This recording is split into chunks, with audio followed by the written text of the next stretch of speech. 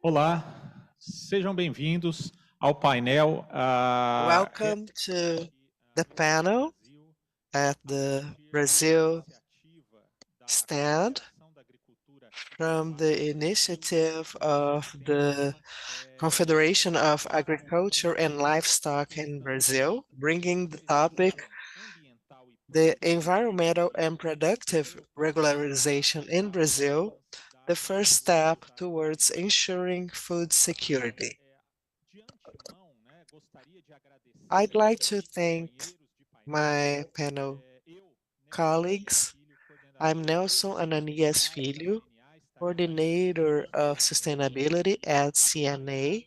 I'm going to be the moderator of this panel, and with the General Coordinator for the Brazilian Forest Service, Marcela Euberius Mendonça, the Special Assistant of the Brazilian Agriculture Federation in the state of Minas Gerais, Mariana Ramos. Thank you, Mariana and Marcelo. And I have the great satisfaction of having Laudemir Miller, the manager of Apex. Thank you for being available and for contributing to this very important panel that is bringing the reality of the agriculture in Brazil with this view that must be debated. That is the view outside of the farm.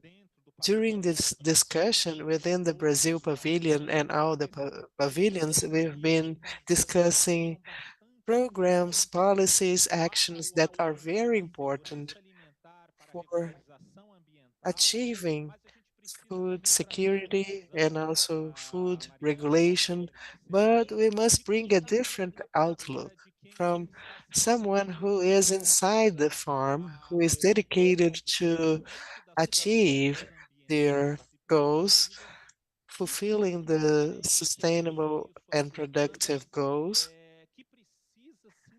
with their own demands, who need to integrate and are willing to integrate to all these proposals, policies, actions that we've been discussing here. The Brazilian rural producer has been at ease to discuss sustainability because they've been investing in environmental regulation, complying to our forest code and all the legal requirements. They've been investing in this low carbon emission agriculture, which is very successful not only for the Brazilian NDCs, because it's a great contributor for the Brazilian targets, but also, as it was well said before in the previous panel, putting itself as a solution. Because in reality, what is mitigating carbon is photosynthesis. So it's a sector where there's disconnect direction in guaranteeing food safety. Added to this energy safety, we have very strong examples of biofuels that are coming from the Brazilian agricultural sectors such as biofuel, ethanol, and biodiesel, and other uh, achievements of second generation uh, biofuels, and also investing in sustainability.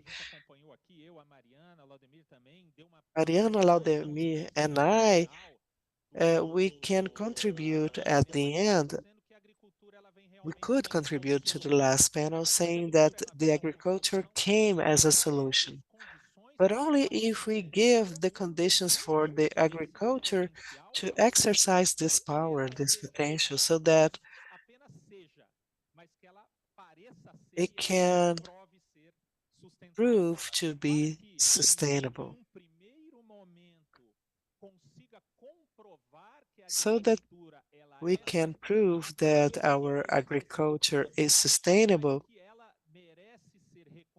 and that it deserves to be acknowledged in this first moment and rewarded later on. For these reasons, I'm bringing to you this topic.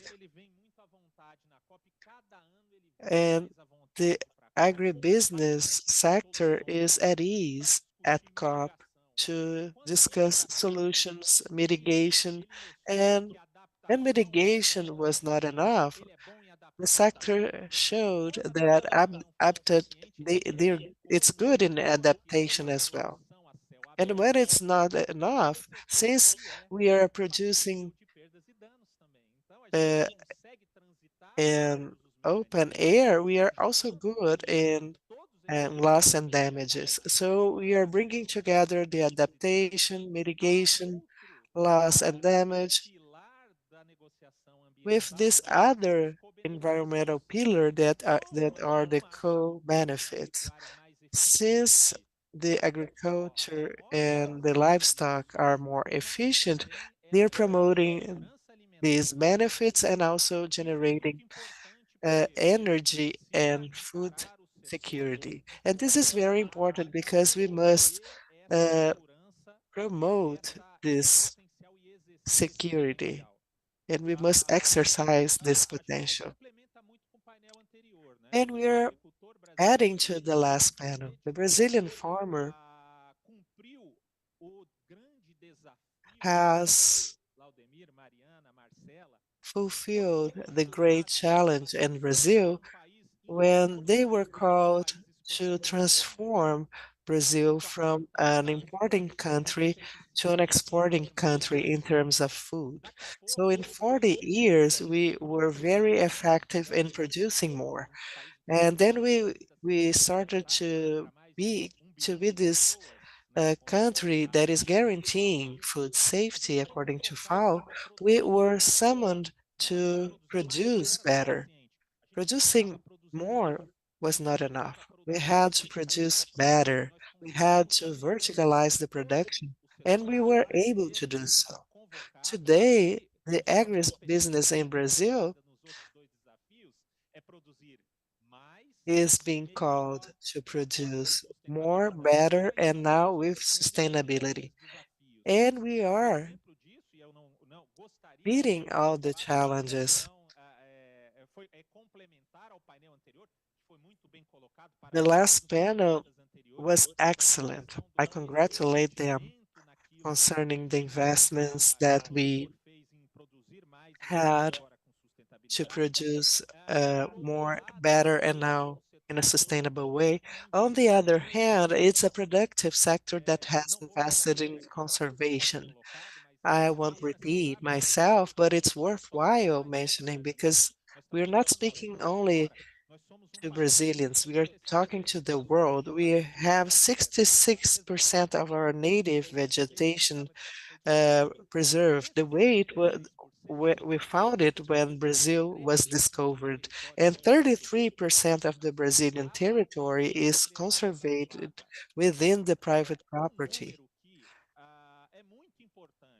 This is a very important figure.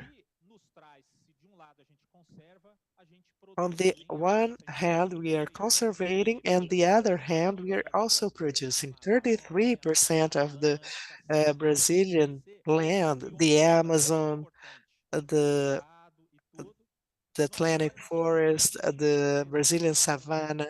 We have 7.5 percent of the Brazilian territory being used for agriculture. It's a relevant figure.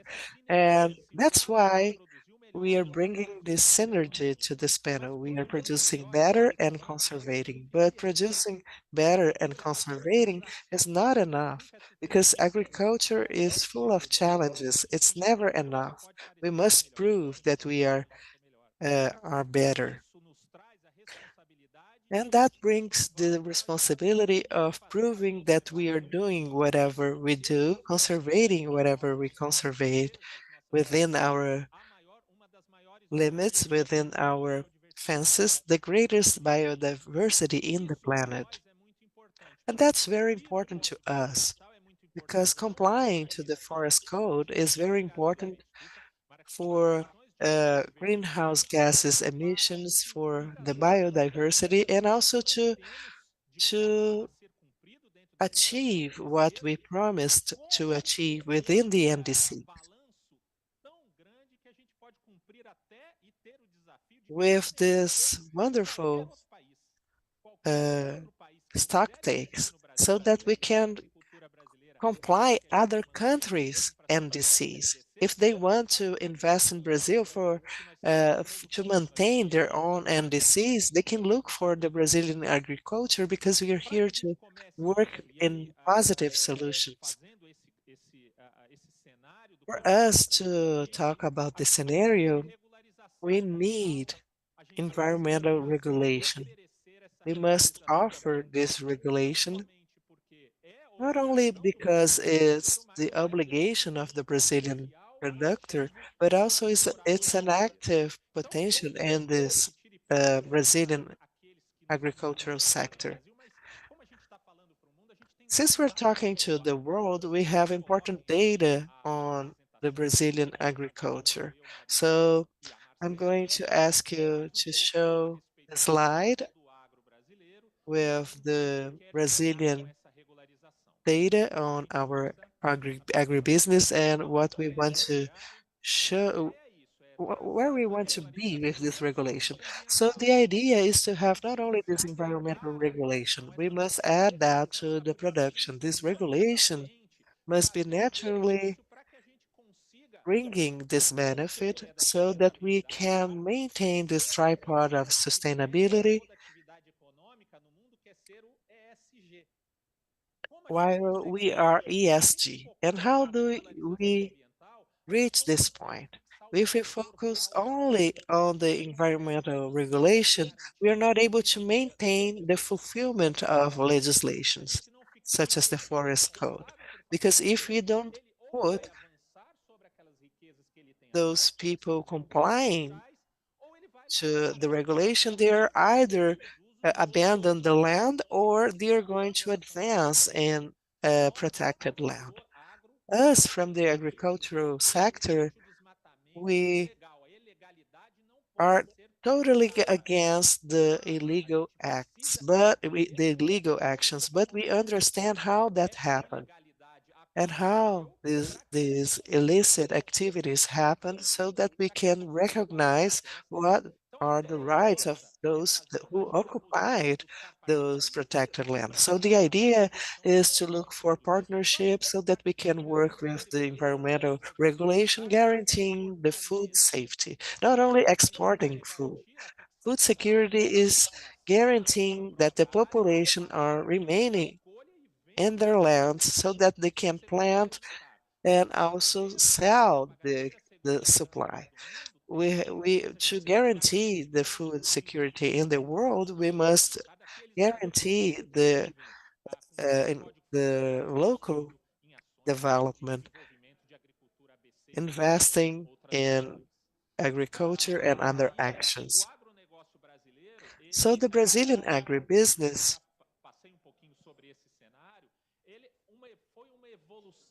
evolved very much. So we used to import food and now we export food. We have worked with rural credit. We have started producing soybeans. Soybeans are coming from temperate weathers. Brazil has invested in adaptation and took the soybeans to the tropical weather, advancing with productivity. And we also have this other example because we are planting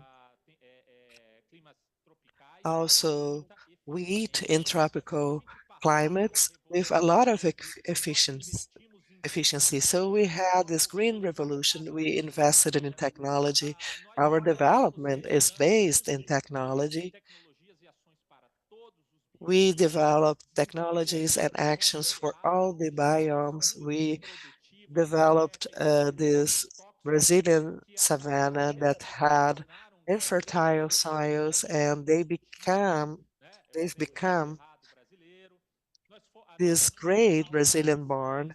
We have achieved self-sufficiency in the beginning of the 90s, so it's a very young technology, and we have several actions which are an example of a sustainable agriculture. With technology, we can export. So what made us leader in exporting seven commodities, which are very important to us and the world? In the first position, um, soybeans, beef, coffee, we have poultry, orange juice, sugar, and also peanut oil.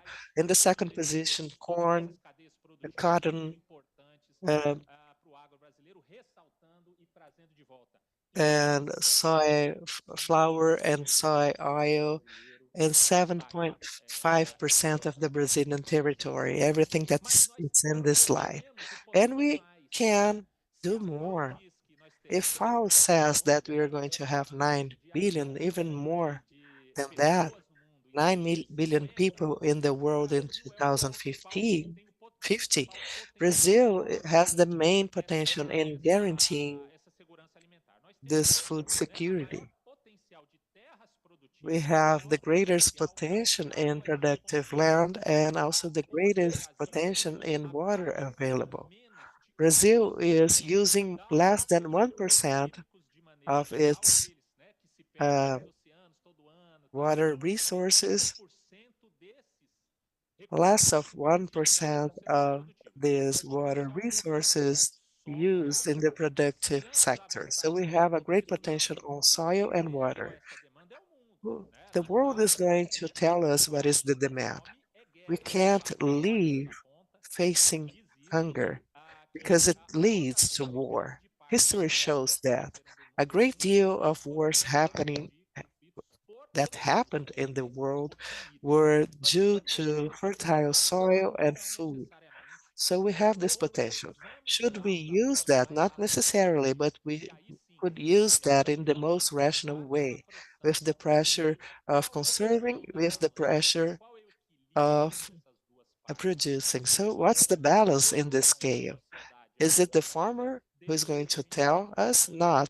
Society is going to tell us. But we must create the conditions for this potential to be developed. So besides this responsibility of having fertile land, we have a distribution of forest that is bringing this responsibility of producing more, conservating more. And it's a great difference as well when we comes to COP to talk about greenhouse gases. And it's hard for us to provide a value to this stock. So we have forests, but we cannot have the acknowledge of that in any negotiation in the carbon market, in the acknowledgement. There are some instruments, but not in a broad way. So representing this forest, I bring some data concerning the forest in the world. We have protected areas in the world, and the South America region is leading in the agribusiness as well, with a great representativeness as the second greatest forest area in the world and the greatest biodiversity in the world. So we have this huge asset, and today we could say that the Brazilian private sector in this 33% of the territory is preserving more than indigenous lands and conservation units added. So this is our asset, and that's what we must promote when we talk about a productive and environmental regulation. Comparing the use of land in the world, we see that Brazil is also a leader, and we mentioned the 7.5% of forest areas in productive areas. And why do we need to deal with the environmental regulation of the private property, because the use of land in Brazil had an advance. Some consider positive, others negative, but it was an advancement because the use of land was restricted over year after year. So we have legislation protecting the forest since 1934. At that time, they said that we should have 25% of the rural property to preserve the biomass, because we didn't have this environmental awareness. The idea was to conserve 25% of the forest to reserve for the activity. And today, from 2012, with the issuance of the last forest regulation, we have in the world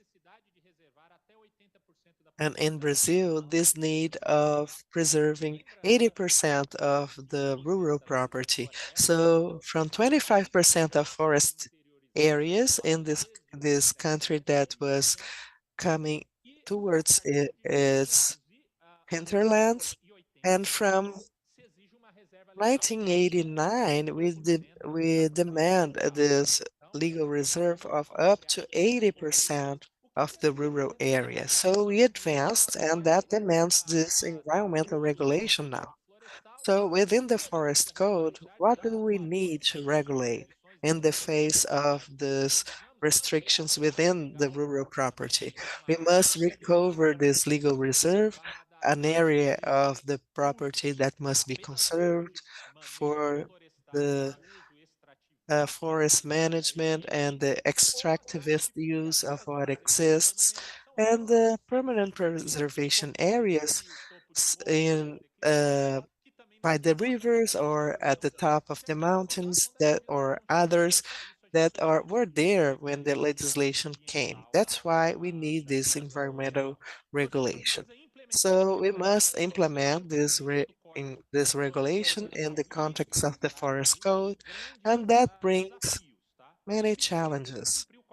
First, we must comply with the code, the forest code. So environmental regulation is also concerning complying to this forest code, bringing back those who had to use their natural resources, taking them back to uh, to this legal character. And today they want to be back, but they are not able to do so because this is expensive and demands many different actions. So I'm going to call a different guest for you to understand what is Brazil, what is our potential of fulfilling our NDCs with our environmental assets, and what is environmental regulation. I'd like to call Marcela to tell us what the Brazilian forest is bringing to us, working as a program so that we can bring back the producer to this legal character. Marcela, thank you so much. It's very early in Brazil. Thank you for being available. The the floor is yours. Thank you so much, everyone. It's great to be able to talk to you. It's very good to have this opportunity.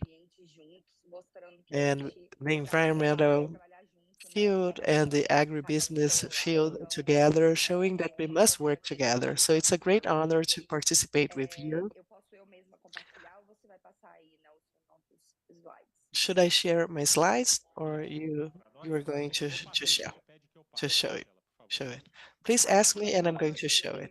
Please go back to the previous one.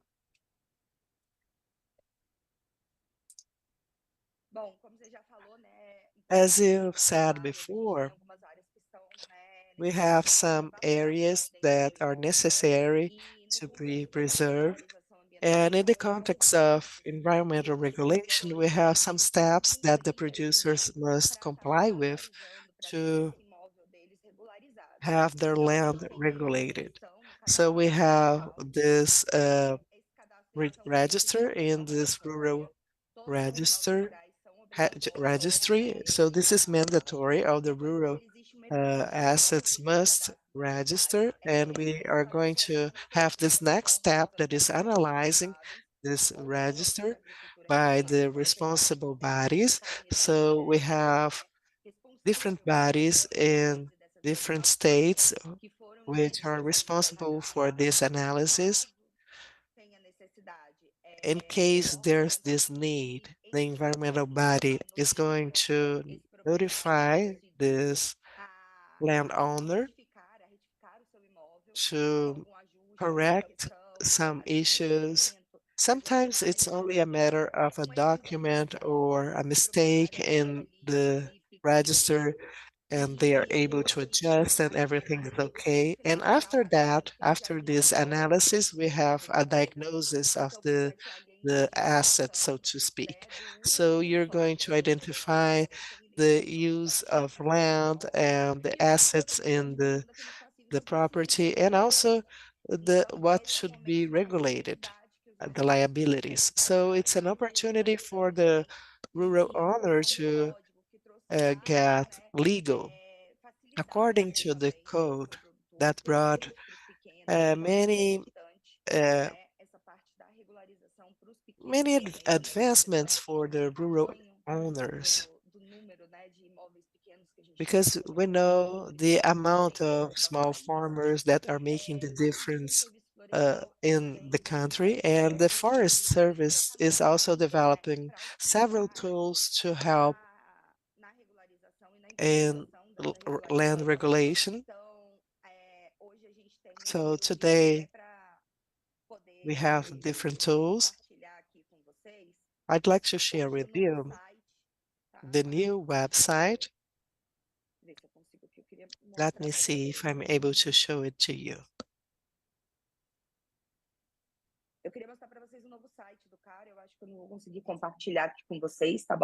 It's our new registry site. It's according to the same design of our government websites. It's been launched, and within the website, you're able to navigate and understand the public data. We have this page dedicated to public consultation. You may consult our database. We have the declared soil coverage. We have this newsletter that is published every month for the entire country. We are able to see the figures according to different states. We also have some modules that are being developed by the Forest Service. So we have this term of commitment where we are going to monitor all the proposals for regulation. We are going to have this module of legal reserve compensation. So those with assets and with liabilities will be able to use this module if they have a conservation area that is above what's stipulated by law. They will be able to register these assets as areas that can be used to compensate legal reserves. And we are going to have this different module on uh, management and monitoring. We will be able to follow up with real data, and this is going to bring many advancements showing how much is conserved by agribusiness in Brazil, and that we are working in harmony, because the agricultural sector is against deforestation. This is real. And this monitoring module will be very important. And then we're going to show data that may be used for environmental and economic planning, and also to fight deforestation. Next slide, please, Nelson. So I'd like to tell you what CAR is. It's an electronic rural registry that is mandatory for all the rural properties. And what are the main functions we have for CAR? What is it's important? CAR is a tool for operating the environmental regulation. So today we use CAR for our environmental regulation.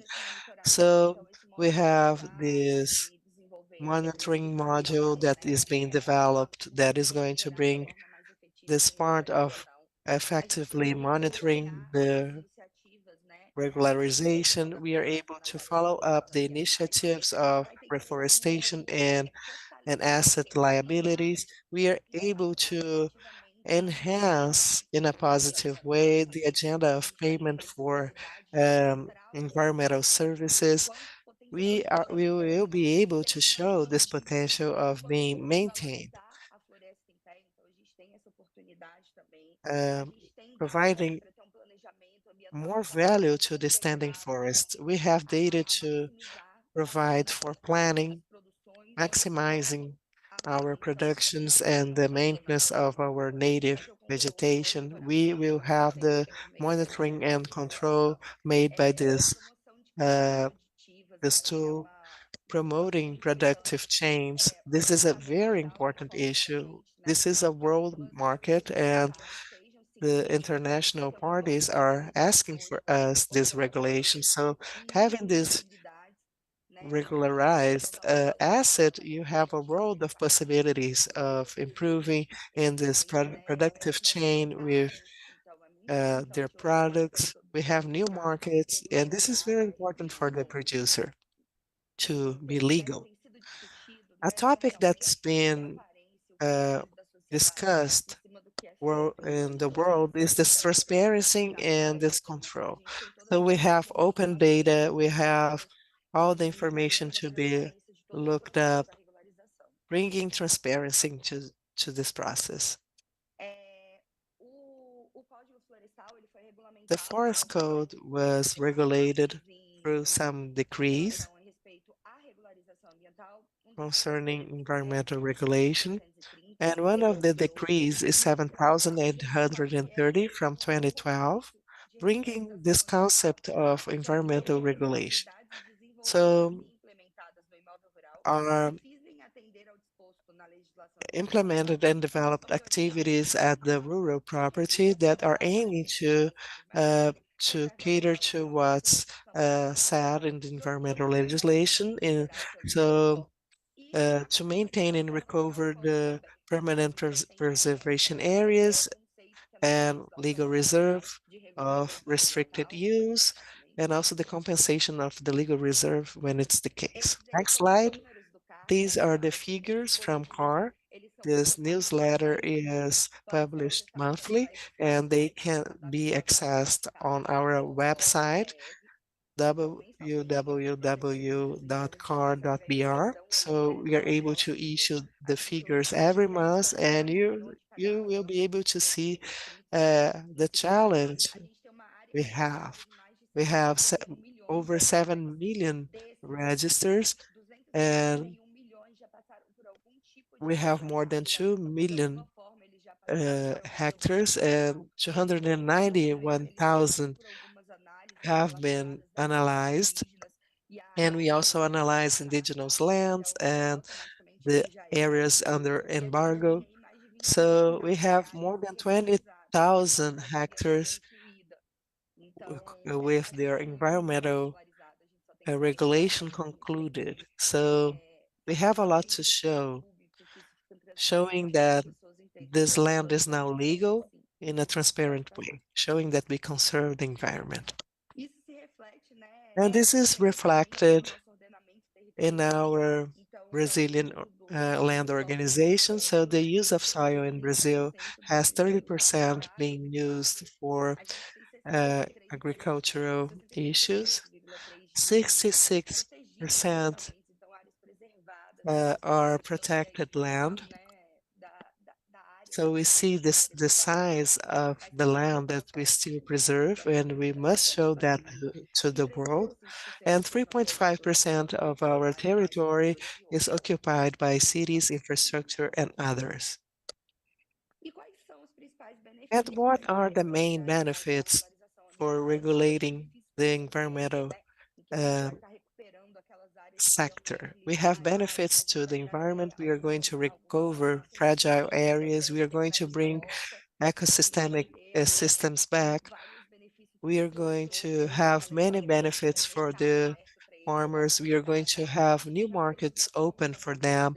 We are then providing worth to the regulated land. We have this opportunity for paying for environmental services within the land. So those who are conservating, besides their production, they also have this opportunity of receiving for the protection, for the land protection. And this is very important for the producer. We know how important it is uh, for them to have this value. So we are going to provide value to the standing forest, the forest that is being preserved, that is being used and managed in the proper way. And for society, because the benefits of a balanced environment and preserved environment are incredible. We are also improving value in the rural properties. We now have territories of traditional communities we, which are being catered with different social programs. The women are being seen,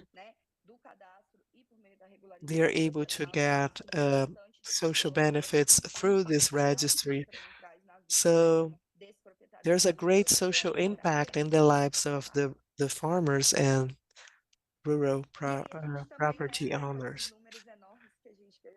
And with these huge numbers, we have huge challenges. So the analysis of the registry is a great challenge. We have more than 7 million registers that need to be analyzed in different states, and we know how hard it is. We know how great this challenge is.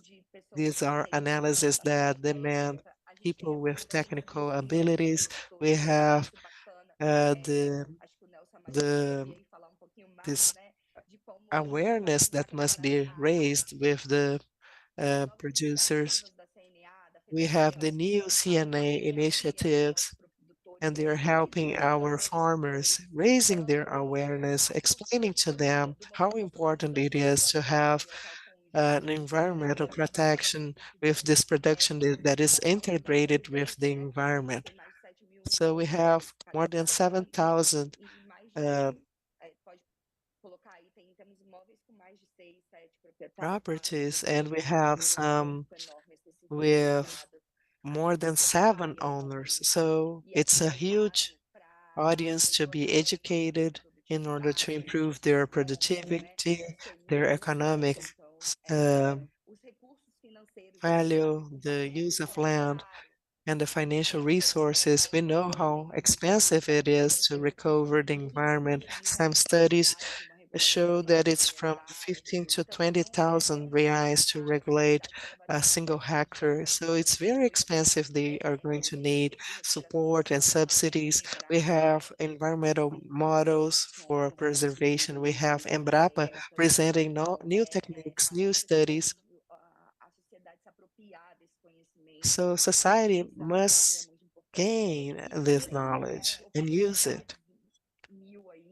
And we have several opportunities. We have the access to different markets, complying to international criteria. They are able to access different credits. Today in Brazil, we have this incentive policy with credits for the agriculture when the register is regulated. They now have access to different interest rates, better interest rates. So it's a great opportunity. And the payment for environmental service is a market that is always growing. So we are showing that to the rural owners, and this is very important. That's it. Thank you so much. I can't answer your questions because I'm going to be here up to the end of this panel. Thank you so much, Marcela.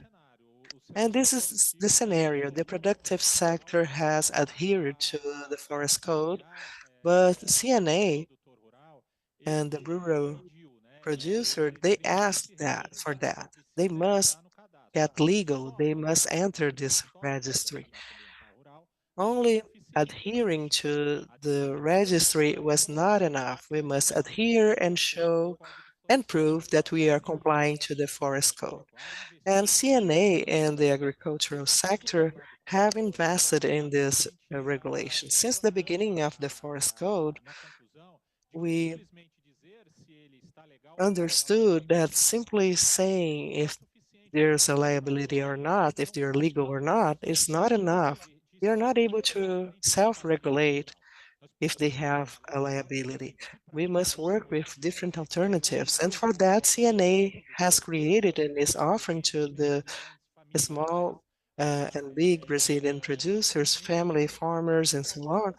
We are providing instruments for them to get uh, this legal uh, this legal register. And we've created this project called Biomes with several technologies that are for different, they're meant for different Brazilian biomes.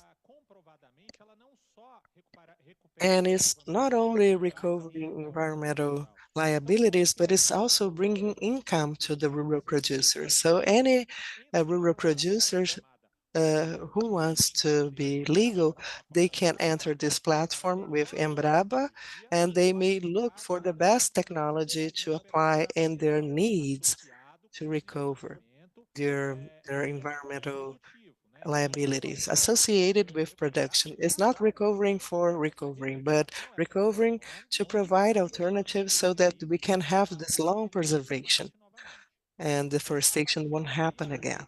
So from then, it was not enough to adhere to CAR and have this technology to recover. We must deliver this environmental regulation. So we created this program that is called Pra Valer. It's an acronym of with environmental preservation. So the rural producer is receiving all technical assistance, all the basis so that they can go to the environmental body and require their environmental regulation. With this uh, program, they get all the actions that they need, how much it's going to cost with this technology that is supplied by Embrapa, showing what they will have to do for the next 20 years, uh, guaranteeing the compliance with the forest code. And when they accept that project will have this conclusion of complying with the forest code. So they are complying with the register, but now the register must be analyzed. And for that, after the analysis, they have to check the website to see what's the feedback, but they normally do not go back to understand what is missing for them to get legal. And we have this new program that we call Retificar. We try and reach these landowners to help them to get the new numbers. So these are practical solutions. We are working with uh, programs and policies, and we are delivering that at the field. And Mariana is going to tell us on how we were able to implement that in her state, in Minas Gerais, bringing alternatives to rural producers to get legal in the face of the forest code.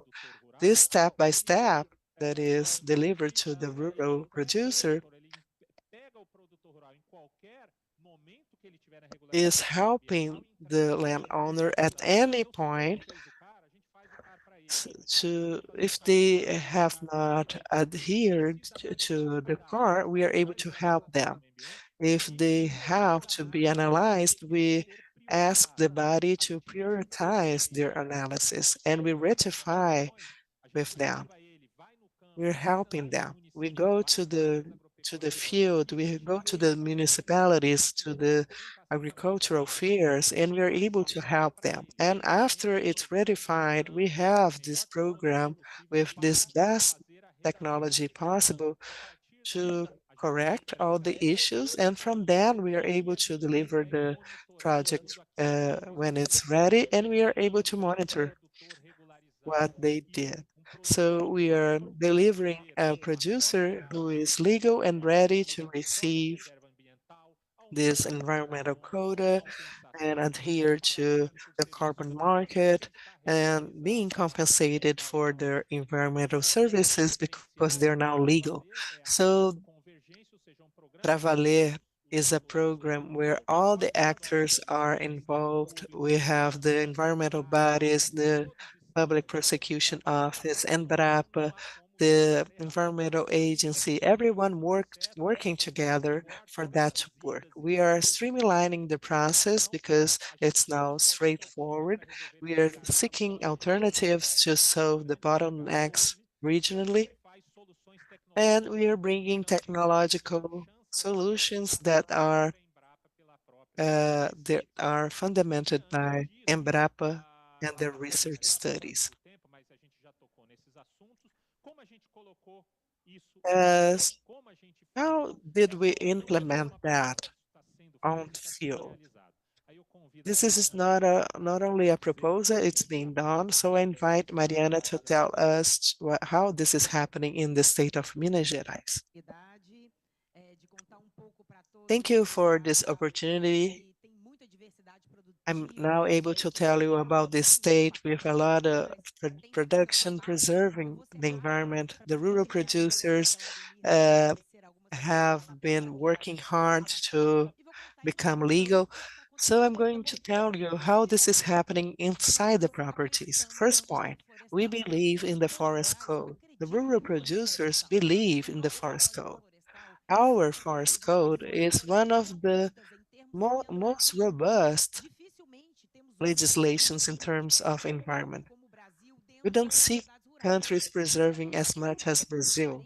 We hardly see.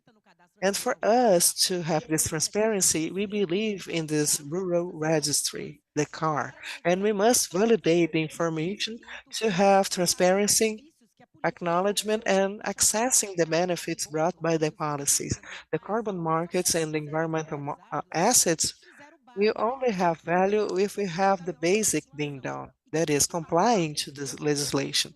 And that is according to this forest code and the implementation of its instruments. And why Minas Gerais? Because it's a state that has the second greatest number of rural registers in Brazil, more than 1 million registers in our database. And less than 1% of these registers were analyzed. And our rural producer has this legal uncertainty because of that. And they did the register. They did what they had to do. But the analysis is not being done. So Minas Gerais has this practical example on how to improve this situation. So we have this bottleneck. Minas Gerais has 1 million registers and less than 1% were validated. And with that, we are missing opportunities brought by this current administration. We could have saved in the last Safra plan more than 200 million concerning rural credit. because there was a 0.5 percentage point discount with those who were regulated with no environmental liability and with environmental quota. But it doesn't depend on us. It doesn't depend on the rural producer, but we must face this challenge. And through CNA and Retificar, we were able to build this synergy, and we are now promoting this mobilization because we are representing the rural producers and we have access to them. And the rural producers trust us. And we are now able to enter their property and discuss this regulation. We are we are sick and tired about controls. We believe in this partnership to preserve the environment. That's why, with our unions and strengthening our bases, we brought this first service for that is called Retificar for this rural trade union. And with CNA hiring expert companies for this rectification because it's not easy to correct a register, a re, register. So it's another cost. So we need to diminish our production costs to be competitive.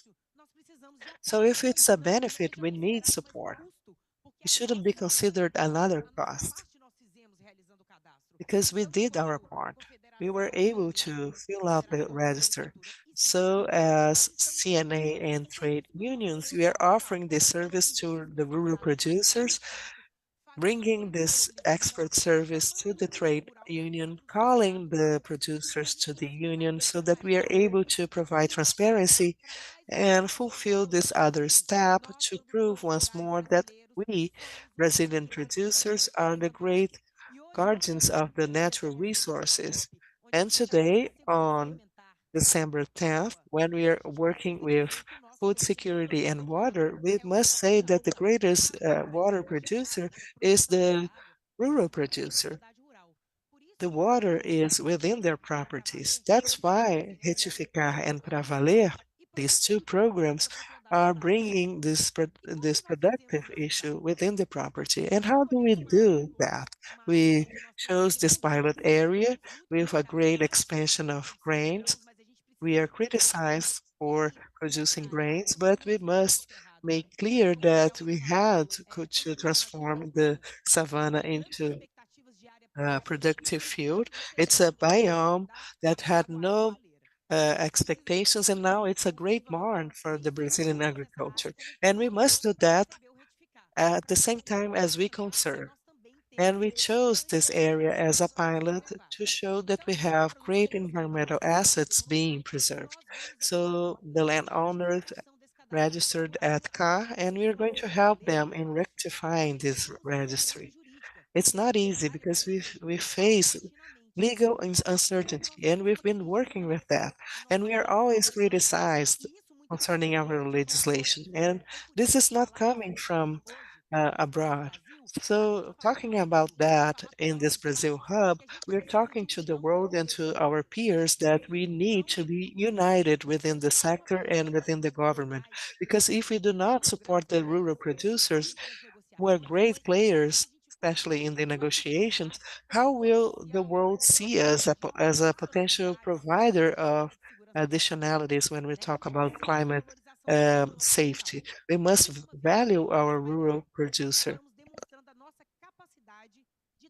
And once more, we are showing our ability to provide transparency by recognizing the legislation and doing our part because we are helping uh, the producers and the bodies to analyze uh, these registers. So on last 20, September 25, we have launched this Retificar program in the municipality of Presidente Olegário with CNA and unions and NGOs. We promoted this great articulation to bring it inside the rural properties. I don't know if you You saw the first slide, but in April 2023, we had 5 analyzed registers. After 2 months, we have 1,787 registers which were analyzed, with 559 services provided in these municipalities, 200 corrections, and 35 regulated registers, and 5 that went to the Forest Code Registry. It's not a lot, but we are not doing that by ourselves. We need this support network and train professionals to provide transparency and legal certainty to our policy, to our forest code, showing to the world that the 66% are true. And we can show the world through transparency that that exists. So with these 2 months, we have increased the analysis in 45%, 16% of the properties, they are proper to car, and 10% were added the to the program. So now we have happy producers because they are able to get better credit. Because when we are talking about environmental regulation, we are showing through this registry that we are preserving within the property, but that's the property that we want as a model, integrating the environment and the production is the practices of our low carbon program, integrating agriculture and forest with mechanical practices of inserting water into the soil, showing that our rural producer is producing water and environmental services. And this is the model of rural property we believe in, where it's possible to preserve and maintain 66%, but also providing funds and support to the rural producer to adequate their productive area. And that's how I'm going to wrap up, and I'm going to pass the floor to Ademir from Capex Brazil. Thank you, Mariana. It is very important to have this image of rural producers, a clean image to our markets. We're discussing this with the European Union. We've launched the UK due diligence, and this impacts on our external markets. Transparency is important. How does Apex see this? How can we be more transparent? And what are we doing to take sustainability and transparency to other markets? Good afternoon, everyone. First of all, I'd like to thank you for adding Apex to this discussion. Thank you for the provocation, Mariana, and congratulations on your energy. I'd like to compliment, or I would like to greet Congressman Zé Silva. I've seen him here on several panels. It's great to have you here. I'd like to make a general comment. We are very convinced that there is no solution for the great global dilemmas that doesn't go through Brazil. And one of the biggest differences from the Brazilian perspective is that Brazil can, at the same time, deal with food safety, food inflation, energetic transition, and climate change. I think other countries deal with this subject, but not all of it at the same time. Because if we have 40 million hectares, so to say, of degraded landscapes that emit carbon, and we have the technology, the conditions, the political willing, and the entrepreneurship to transform this into productive farming or livestock farming, we can work on food security and energy transition at the same time with our ethanol, corn, green hydrogen. Brazil is in one of the best positions to produce a green transition. The green hydrogen would be favorable to be produced here. We have the inputs, we have ethanol, we have water. So this is one of our differentials. Brazil is part of the solution, and more than that, there is no serious and appropriate solution on the main global dilemmas that doesn't go through Brazil. That said, are we going to be embarrassed? No, we have to go out there and we need to work. We need to show that to the world. But we need to have this awareness. If we are this, if the Brazilian agribusiness builds this together, and if we have this model, which is a tropical model of agriculture that is unique and that we created with our bare hands, Brazil has bet with determination, entrepreneurship with Embrapa and many other players. This is an asset. Of course, we're not perfect. We have our shortcomings, and at the same time, we have to be proud of what we built, and we have to have the energy to face our issues together. So the registration theme, the licensing is important. Brazil will not be a nation unless we take hold of our territory. It is not possible that we still don't know part of our territory from the point of view of land licensing.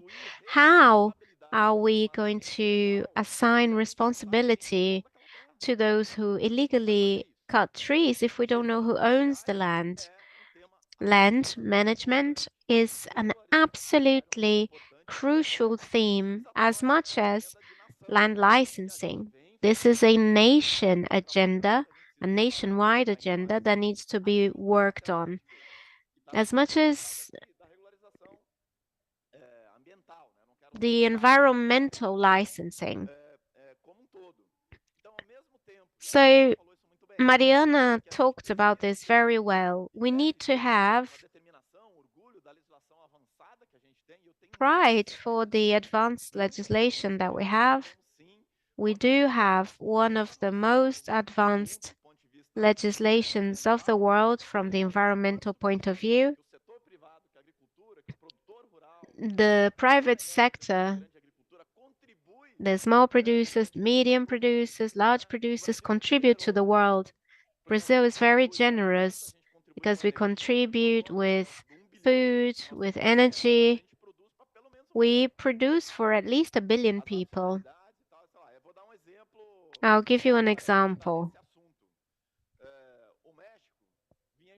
Mexico had been facing an inflation problem. They asked Brazil for help.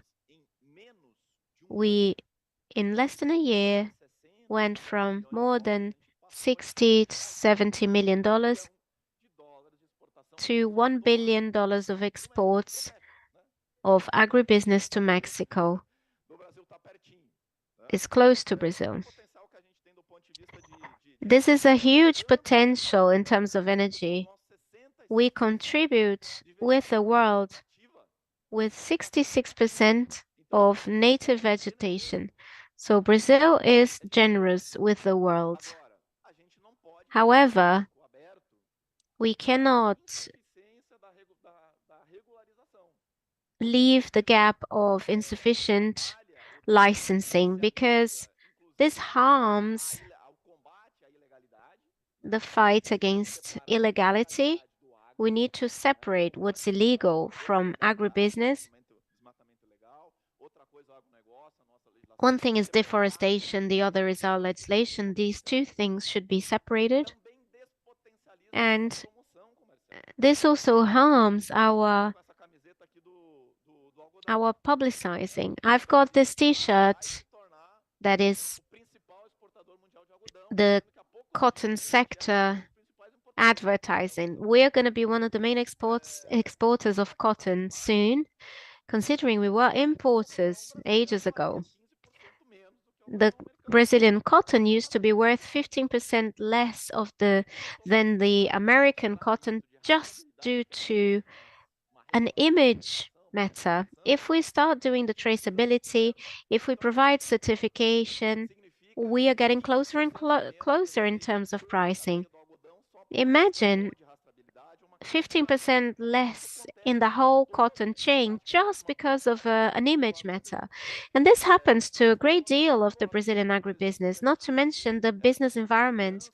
We live in this distrust environment where Europe doesn't trust us. They demand compliance and due diligence, which we are facing with Europe. And the Brazilian agribusiness will do it. And it will show that our production does not come from deforestation. On the contrary, our serious organized production come from areas that preserve the nature, that have technologies that absorb carbon and fixate nitrogen in the soil, but we need to be able to show this with traceability and through the image of the Brazilian business. And of course, licensing the land, environmental licensing, because otherwise this harms the business environment and makes us weaker. So it is essential that we deal with it. This is not a simple theme, it's a very complex theme. And everybody needs to be together. Rural producers are not going to solve this problem by themselves. Municipalities are not going to solve it by themselves. Everybody has to be together because this is a very heavy burden. We have a forest code, which is something new and bold. We don't want to walk backwards. And we need to recognize that Brazil is diverse. Brazil is a social biodiverse country because we have a lot of diversity. 25 of the biodiversity in the world is in Brazil, in the soil. So we have this difference and we need to work together. Now to conclude and answer, from the agency point of view, to promote our agribusiness, family agriculture, those who produce and offer not just energy, but fiber, oxygen, and food to 1 billion people. The shortcoming that we have in terms of licensing, environmental licensing, harms our businesses. So this is an essential agenda. We need to carry this out. And Apex, which is in the last mile, we clearly see the difference between having an organized agenda and not having an organized agenda. So it is very important. I'd like to congratulate you once again for this debate, bringing this to the world. And another thing needs to be clear. We are not the only ones that have this challenge. Other countries have this challenge. We have to advance a lot, but this is not our privilege. So we need to move quickly, but not in a hurry. But definitely, this is a theme that we need to address. We all need to work together, regardless of size or any other theme. This is an essential issue because this will put us in a privileged position from the international point of view. And here I'm talking about business adding value to our production, have confidence and improve the income of our producers, our cooperatives, and if I talk about fiber, energy, food, extractivism, and everything that the agribusiness comprises in Brazil, which we generously offer to the world because Brazil is a very generous country, and we want to continue to be like this. So we went from soil to exports, service, providing in and out of properties. Our time is nearly finished. I'd like to thank all the panelists, and please, 1 minute to leave a final comment so that we can finish our panel. I just wanted to thank you for the opportunity to be able to be here presenting this integration between agribusiness and environment, just as Mariana mentioned and the other colleague. It is very important that we work together. This is an agenda for Brazil. It's our agenda. So to be able to be here presenting this integration to the world, all these initiatives between CNA, the environmental bodies, is important. We are showing that we work together and that with that we'll have some positive impacts, and we need to show the world that we are opening up an interesting market, which is the carbon market, environmental quotas, payment for environmental services. It is an asset, and we need to value this and provide transparency to the entire process. We have a very good opportunity to show the world that we do preserve. So once again, thank you for the opportunity. It was a pleasure to talk to you, and a good afternoon to everyone. Thank you. We recognize your work and the work of the Brazilian Forest Service. Mariana? Well, I just wanted to thank you for the opportunity of putting Minas Gerais here, show the world what we're doing. We have representatives of the sector here in the public. We have a congressman, the Agriculture Secretariat, the Agriculture Cooperative, showing that it is only together that we are going to take this agenda ahead and collect the fruits of this. We believe that through transparency, opportunities will come. We truly believe in this agenda. We are doing our part, and we are willing to cooperate in order to offer scale with transparency, bringing this recognition to Brazil. We look forward to the world being able to see us as a country that has the potential to provide food security, energy security, and everything related to climate change. Thank you, Mariana. This is a state that is truly ahead in these matters. So nothing better than to talk not just about intentions, but results. You've mentioned a few results, and it's very clear that if there is willingness, the system works. Ademir, once again, thank you for the opportunity and congratulations on this panel. Brazil is part of the solution. Brazil is generous, but we need to prove that we are part of the solution. And for that, we need to work together. Thank you very much. Thank you. I'd like to thank all the panelists once again and leave an invitation to all rural producers. If you want to invest in environmental licensing, land licensing, please seek CNA If you want to find out more about the sustainability of the Brazilian agriculture, please come and visit us. And according to the testimonial of the Angolan colleague that spoke earlier here, who said that there is a rural exodus happening there.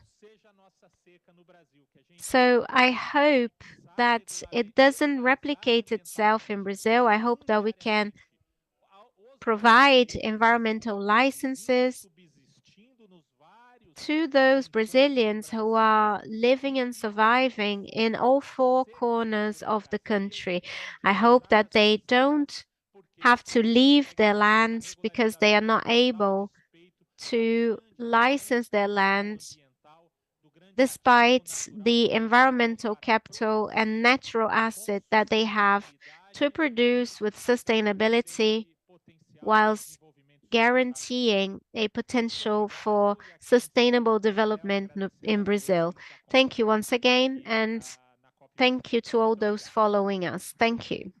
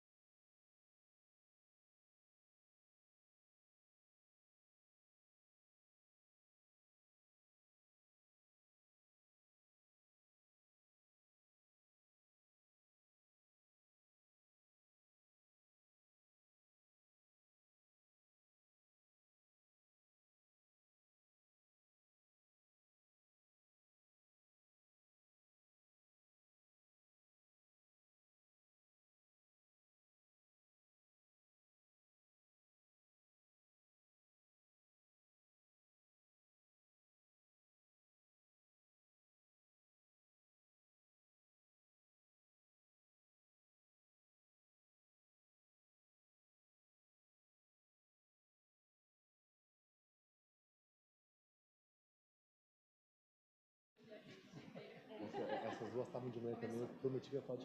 uma boa tarde, pessoal. Obrigado pela presença de Good todos. afternoon, everyone. Thank you for being here. It is very important to have so many here to strengthen the debate around Brazilian agribusiness. Let me introduce our panelists. I'd like to thank the participation of João Adrian, Head of ESG for Itaú BBA. I'd like to introduce Graziele Parente, Sustainability Head for Syngenta, Silvia Massuá, Embrapa Chair. Silvia, it's very important to have Embrapa in this debate, and Isabel Ferreira, Executive Director for ITF. This is such an important debate. Thank you for being here. The main objective of this debate is to talk about the Brazilian strategy in the agenda of degraded areas recovery. We know that one of Brazil's NDCs is to restore 12 million hectares of pastures. So this is a very important and essential agenda, especially when it comes to agriculture and livestock farming. This is a mitigation and adaptation task.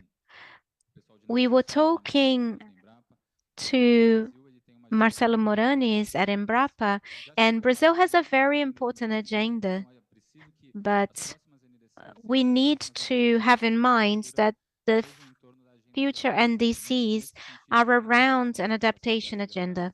And this includes the restoration of degraded areas and how important that is for carbon capture. So this is what we're going to be talking about here today. I'll give you a quick context of the use of land in Brazil and degraded area restoration, how much this should cost, the impact on the financial sector, and then I'll ask a few questions to the panelists as well. It's no secret how much it will cost to recover degraded areas, but that will increase productivity, it will reduce costs, it will capture carbon. We were discussing this earlier.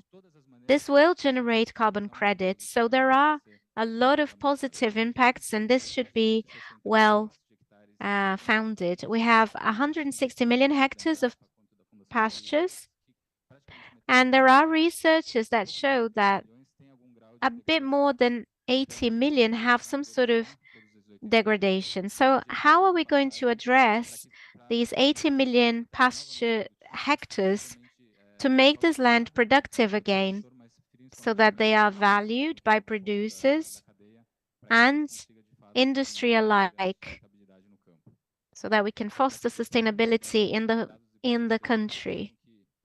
Data from the IPCC point to a better management of the soil, and that includes, of course, degraded areas recovery, could compensate up to 20% of emissions caused by agriculture. So financing will be required for this task. And presenting some data that Getúlio Vargas Foundation published says that for us to recover 50% of degraded pastures, we would require 383 billion reais in investments. This sounds like a whole lot of money, and we've launched a plan to recover about 40 million hectares, and that would cost about 120 billion reais. But we should highlight that this type of investment will bring returns. This is not money that won't come back. This will generate a profit, this will generate a return, and we need to highlight this in order to get long-term financing, including international financing. And this is where the developed countries have a role. We know that this exists. We all know that we have a common responsibility, but also a differentiated responsibility. So how can we structure this agenda, whether it is through the ABC Plus plan, public policies? How can we ensure a secure scenario in order to recover degraded areas? Given this context, I would like to offer the floor to our panelists, starting with Silvia, the president of Embrapa. Silvia, how will technological development be within this scenario? Of course, we need to guarantee some security in order to attract developments. So how would this be included in the regenerative agriculture scenario? Good afternoon, everyone. First of all, I'd like to thank Juliana and Mark for the invitation. It is a pleasure to be here with you. Embrapa is already involved in this process.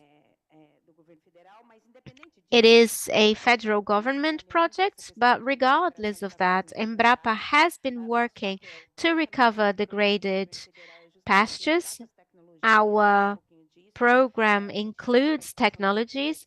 We have the participation of Banco do Brasil and BNDES with financing and credits. But before that, let me give you a bit of a context. I think that the secret behind the success of the Brazilian agribusiness is the fact that they use science. We have 5 million producers, which are the protagonists. And here I mean small, medium, and large producers. It is the role of Embrapa to work to help improve the productivity. Productivity is more and more related to sustainability and traceability, providing transparency to the production process. All of this needs to be aligned because we have 3 demands to guarantee food security in Brazil and in the world, energy security, and to help adapt to the impacts of climate change. So all of this is in our agenda, and we are aiming to contribute with it. The first point should be considered the science aligned to public policy. If we don't work this properly, we won't be able to move on, even if we have a program to recover degraded pastures. If this is not aligned with public policies, we won't be able to advance to incentivize producers to recover these areas. Embrapa has partnerships with several projects, but we also have lots of technologies: nitrogen fixation, direct planting, integration of crops and forests. Isabel is going to talk a little bit more about this. We have a network with 18 million hectares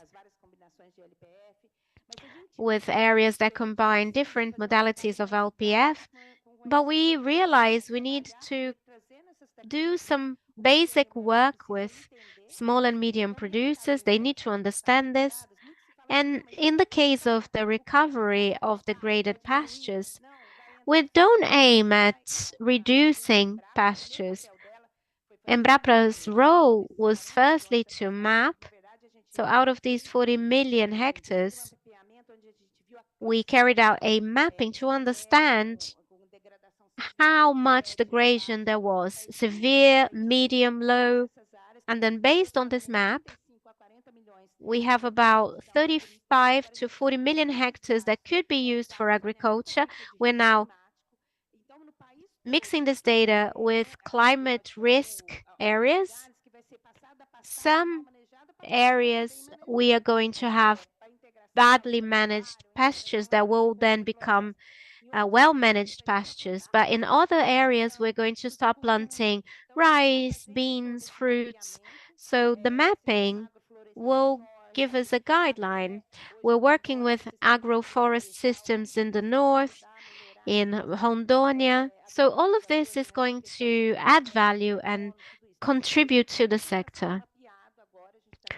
So this is the stage we're in now, the mapping stage, and this will inform public policies and the Embrapa program. We sometimes we sometimes cannot convey this information to consumers the way we would have liked. I have an example. Embrapa has 43 units that works with a number of production systems, and something caught my attention. I started working with the Amazon portfolio, and for 23 years we've been working with a consortium that intertwines grass and vegetables, with 53 hectares being planted in this system and the calculation of the emissions. And this has become a biofactory for nitrogen. This is all confirmed. There are international papers launched on this subject, but often the positive side is not shown. But this has nothing to do with deforestation. They are degraded areas that were recovered, and this is something that we have to show this data from Embrapa. We have a strategy which is raising this data. Of course, we are still conducting research, but today we have lots of information that we need to put this in an integrated platform, both to subsidize actions and be able to bring this information, make it available, and start working on how we can tropicalize those indicators, as we call it, in a more consolidated way, using the contribution from science to help Brazil, to help the government, and reach a new level of maturity when discussing carbon. And just to add some more elements, we created a top thematic group that brings together various players, and it's another opportunity to involve universities, the financial sector, the production sector. So this will allow us to move forward. And another point we were discussing here, and I think that's how I started my intervention, is having a more articulate action, which will allow us to become more assertive, because we don't have much time. We need to act quickly and use all the resources we can to improve communication. So we are involving the production sector. We want to establish partnerships. I think Isabel can talk more about the ILPF network, and we are also members of the signatories of the Pro Carbon Program. Embrapa has been working with decarbonization for more than 10 years, creating the low carbon protocol. So we have milk, soy, cotton, corn that are all low carbon, and also low carbon coffee in Rondônia. We developed a calculator at the Renova Bio initiative, based on the analysis of the cycle of life. We analyze the carbon footprint, and this includes also crops like coffee. And I think we have to include and aggregate all this information. And regarding the recovery of pastures, we already have technologies that we are using, and we have data like the ones from the Amazon, the pasture portfolio, etc., that we want to show and also encourage other producers to do the same and to take on recovery action for degraded areas. And so this is my introduction to our work, and there are many research projects that follow the same direction. Thank you. Very interesting. One of the things you brought up that caught my attention and that I think is essential is that because this is a long chain involving many players, you need to integrate the public and private sectors, universities, entities that represent groups. Without that, we won't be able to move forward. Having said that, I'd like to hear what the private sector has been doing. I know Revert from Syngenta is a project that establishes partnerships with the financial sector And so, Grazi, the floor is yours. Thank you. We talked a lot about restoration of degraded areas in this COP, right at this COP. So I think they can no longer hear about that. They're tired, but I think it's very good to see how we've been pioneers in these topics. About 4 years ago, Syngenta identified the need on the part of producers. Saying that Brazil has monocultures is makes us laugh. It's a joke. It's not true, because we have been working on diversity on farms. They look like those toy farms that we buy for our children, where they have the orchard, the lake production, and IMPF has brought agriculture to this more diverse and productive situation. I'm not even talking about biodiversity, I'm talking about general diversity. And we identified that farmers needed to remanage those degraded areas that represent an important part of the lands, the properties, and the question we asked ourselves is how we can uh, find a solution that is interesting to producers, profitable for us, that complies with social environmental criteria, and also includes the funding pillar. So this was a project started 2 years ago. And I say innovation is like taking care of a small baby. You have to nurture it, to take good care of it. So we started with an aggressive plan of 1 million hectares restored by 2030, and we came up with a roadmap to get there. So we structure the project, especially with social environmental concerns. So we asked ourselves, what was the criteria they needed? How do we make sure we are converting degraded areas and not forests? How we make sure the situation of our producers is regular. And we noticed there was a technical important part that is not it's not given. It's not like you get there and they will give you money for that. No, you need to follow the daily activities of producers. Otherwise, you can't have this idea. But it costs money. So let's go to the market and you present this new project, which is not the same thing everyone's talking about. And they ask about the risk, about the credit, because it's funding, no, it's a loan. And Itaú BBA has been our partner from day one. And they assume the risk of participating in a project that identifies this opportunity and addresses it very effectively. As I said, we started 2 years ago. We have around 60,000 hectares covered. We were about to reach a billion. Well, it's already 900 million. So if 160, 170,000 hectares, it's a lot of money needed. And another thing we identified is that agricultural finances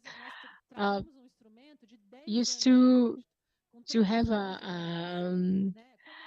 terms that don't apply to agriculture, where things don't move fast with competitive conditions for producers, but that also makes money for banks. And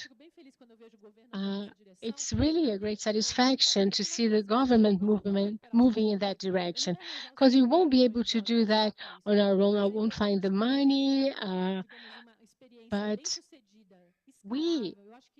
if we have a successful experience, we can escalate that. And I've been working with this with agribusiness for a few years, and also sustainability. And you can't invest in projects that are not scalable. that's for philanthropy. So you need to have to be scalable in size, in geographies, in replicable models. Now we have our Revert project, which is established brand, and think about applying that in other places. So now we have big farms, and the question we ask ourselves is how can we find instruments to reach small producers? We won't be able to recover degraded areas only by involving only big producers. And I'm responsible for Latin America. How do I have this conversation in Paraguay, Argentina? They are similar, but they also have their specificities. And we are focusing a lot on the grain production chain. But how can we discuss perennial cultures like coffee, orange, and I think there's a lot of interest. So it's up to us as companies that work intensely with agriculture to build new pathways. And what we did was only possible because some people were willing to take the risk, because there were people who believed it was feasible, and farmers that were initially reluctant are now very interested. And this helped us scale the project. And João will give a very good explanation of why it's interesting for banks to participate. So it makes all sense that he'll speak after me. Should I send you the bill already? Yeah, we always talk about that, about rates and about how much needs to be paid. Anyway, thank you for the opportunity to be here in this panel. And sustainability, as was said before me, was the topic of this COP, and it's amazing to see how the food system is a topic in this conversation, because we know that it contributes to the problem, but we know that these challenges can be overcome by improving systems, which is differently from what happens to oil. We need to stop using oil-based petrol-based products, but you need to keep on producing food. We cannot stop producing it. And in the case of Brazil, what we have are technology-based solutions. That's why for BBA as a bank, it's great to be a part of that. So there was a study that showed 383 billion reals that need to be invested to restore the 40% of our lands that are degraded areas. So we are signatories of the Zero Bank Alliance. So we have to goals to reach. And when you look at agriculture, yes, it's challenging, but it's not the same as coal, for example, for fossil fuels in general. That's a much bigger challenge. And something that permeates the whole discussion is that the solution to that includes an increase in productivity. And that's why I like to have the perspective from the Agricultural Research Corporation, Embrapa. And in the past, we used to have a division of Brazilian land between fertile and not so fertile land. But now 80% of the result does not depend on the quality of the soil, but on technology. But technology has a cost, it's capital intensive, I'm sorry. So there's another challenge that we face to ensure scale, which is making sure producers will be able to manage a capital intensive system, because it's much more costly to produce on degraded pastures. And it's not the same if you have a good well-managed pasture. And I think these partnerships are important because they will get all the way to producers and engage them, and we'll be able to monitor them as well. So the BBA started looking at all those green products, and we saw them as a way of directing our financial resources. So we have a portfolio of 5 macro technologies that we monitor. But climate finances cost more than conventional finance, because once you use your resources to recover pastures, you're going to be forced to monitor that and make sure you're reaching the desired results.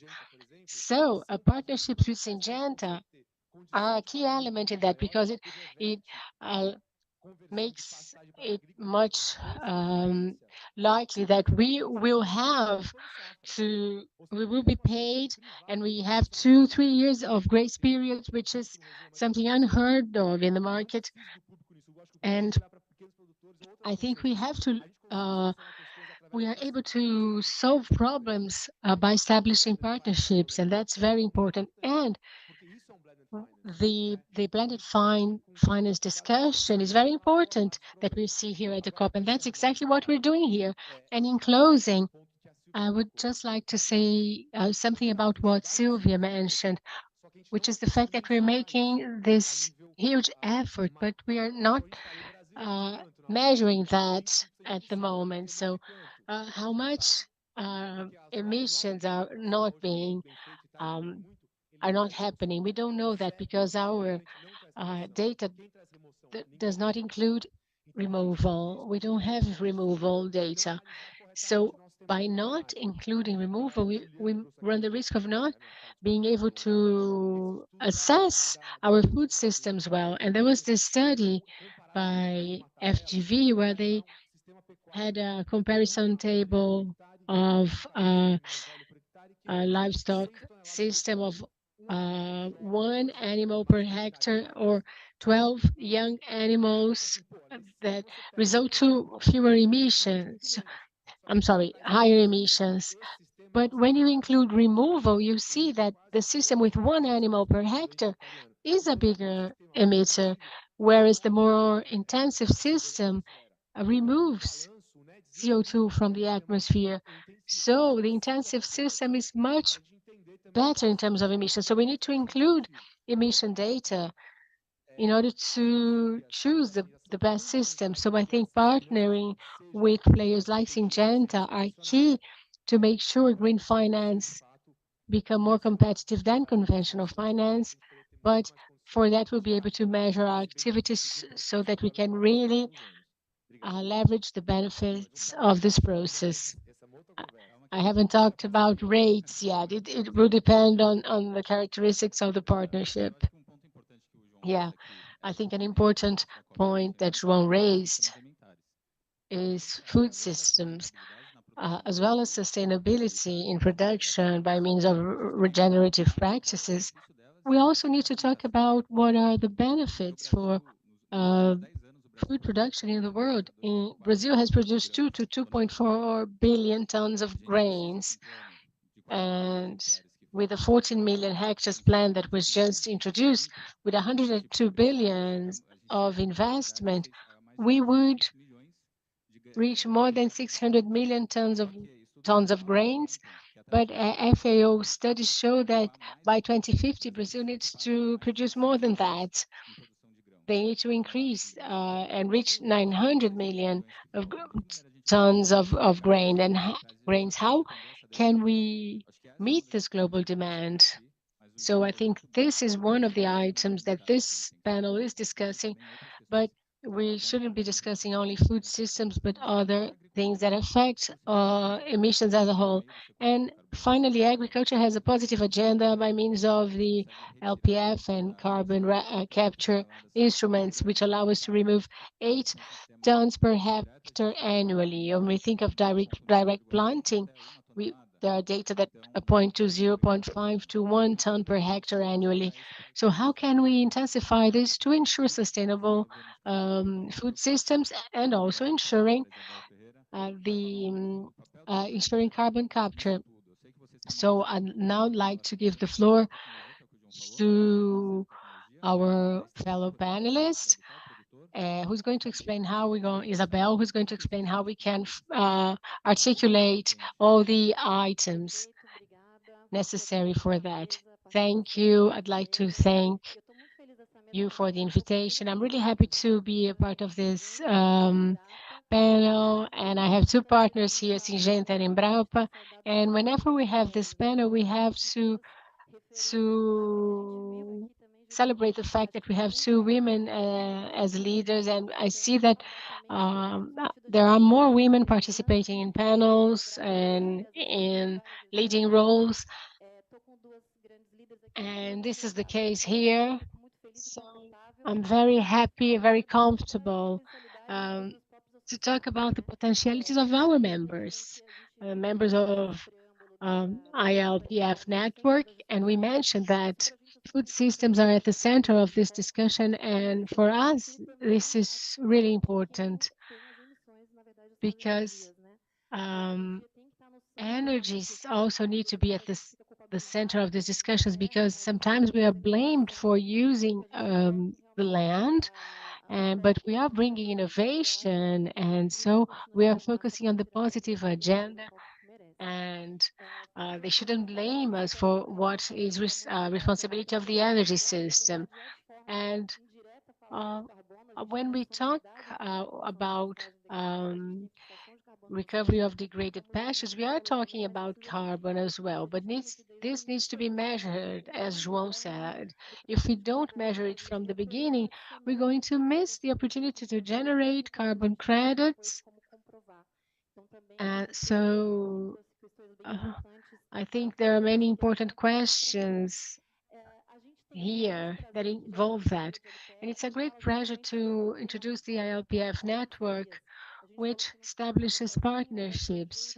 We heard panelists say that you can't do anything on your own, that all sectors need to establish partnerships, and that's what we are. We are a public-private partnership of 8 companies. And here I have two representatives of founding members of our network. We want to increase our network in Brazil. And I think this is the last panel for many of the people present here. And let me tell you a bit of the story of this network. There was a producer a farmer in Goiás, and she had a farm she inherited.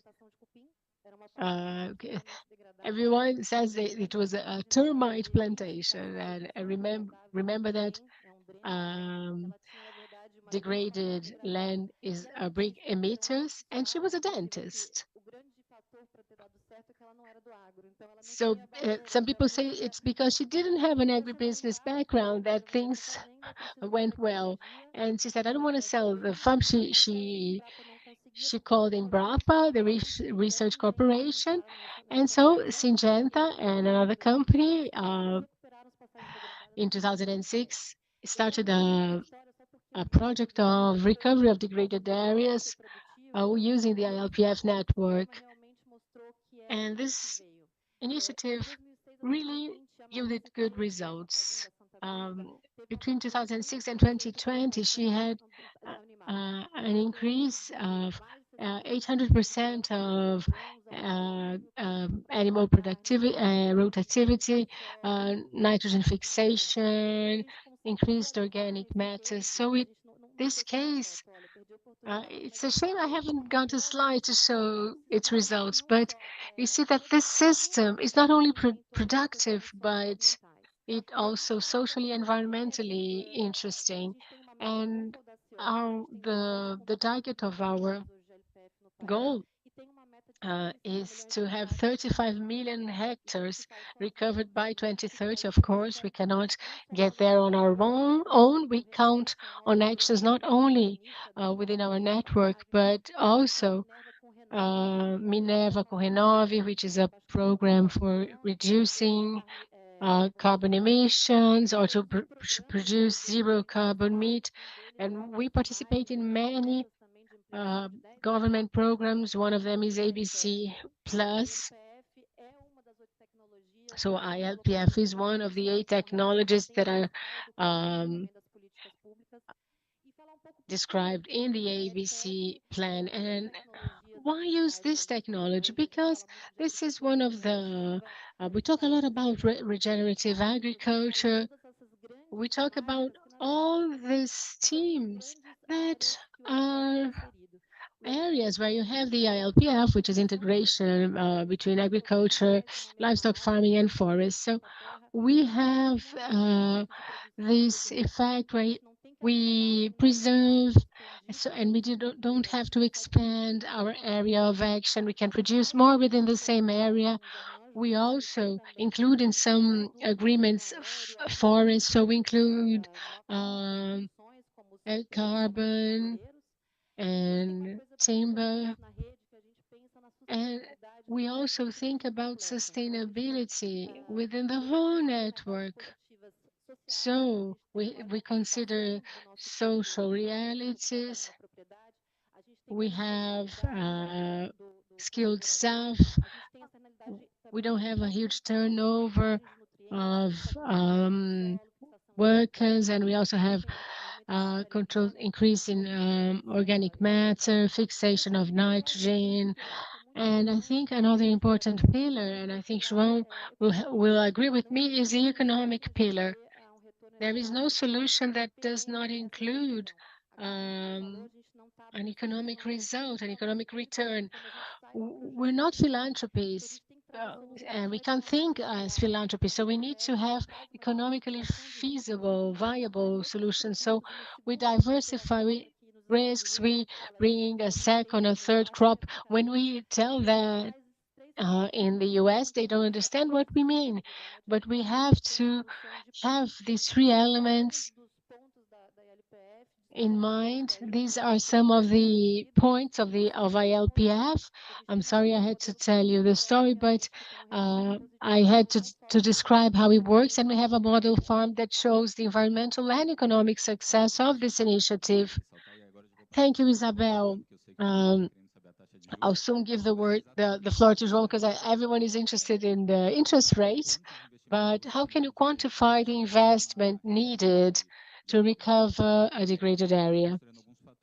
And we consider a few factors there: the level of degradation of the land, the geographical location. You see that in the Amazon or the Brazilian savanna, two biomes that require lots of investment. And I'd like to understand, and now give the floor to João to ask, how does Itaú see opportunities in these regions, and tell us a bit about the interest rate.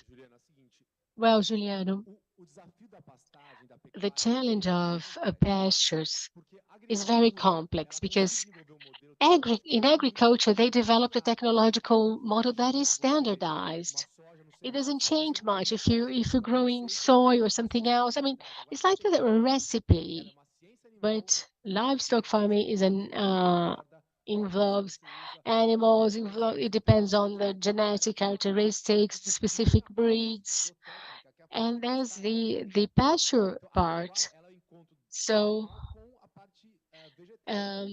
you have the animal and the plant element. So, and it varies a lot from one region to the next, from one farm to the next. And that's why I think it's very challenging to establish a production model, because they can have many levels of intensification. You can have high turnover, medium turnover, and measuring and pricing that. Well, it's actually done project by project, which is also a hurdle to scaling funding, because if you're funding different models, I mean, each situation is unique. And this is one challenge, that maybe with technical assistance or technical partnership that allows you to understand the reality of producers, that's one solution. But there's going to be great variability, and we can generalize. But in this situation, someone who's not who doesn't have an agribusiness background, they are less resistant to risk, because they're not familiar with the traditional way of doing things. But farmers that are a bit afraid to innovate, they know that when they move to high intensification, the risk is going to increase greatly, because the warranty is the property itself. So what we see in recovery of passages is not as costly as, for example, it's similar to agriculture if it's well managed. So farmers need to know about capital there. So there is a capacity building challenge there also. And regarding the interest rate, Bank Itaú BBA for green operations is subsidizing the interest rate. We are reducing its cost from 1 to 1.5% to make it more competitive. And when we partner with a company like Syngenta, we can reduce it even further. But we don't know how long we'll be able to subsidize the interest rate for. So one thing we're trying to think is how we can make the green finance more competitive, because it's much easier to do conventional finance. You lend the money and they have to pay it, and that's it. But with green finance, you have to the borrower needs to report and measure. But banks like Itaú BBA, Santander, and Bradesco have signed the Net Bank Alliance. We will need to monitor, measure, and discuss what cannot be funded in this process. I think that we should add that in our case, the financing is not just for purchasing inputs. It goes through buying machinery, technology. There's a lot of investments in this area, and this is another differential for this type of loan. And another thing is, how do we avoid an increase in the price of land? This is a critical point because if you keep the price of land stable, you don't need to broaden it. This is another relevant point. And something that catches my eye, I don't have a photo, but one of our first reversed producers. Agro is like a family, and this is so cool, this example. He said, I want to take a photo with you and your family and myself and my family. So every year, we're going to take a photo every month here to see how things are evolving. So the things we don't understand when we are just in our offices, we have to understand that the land is linked to the identity of producers. And when you are able to understand that and you're able to talk about things at a different dimension,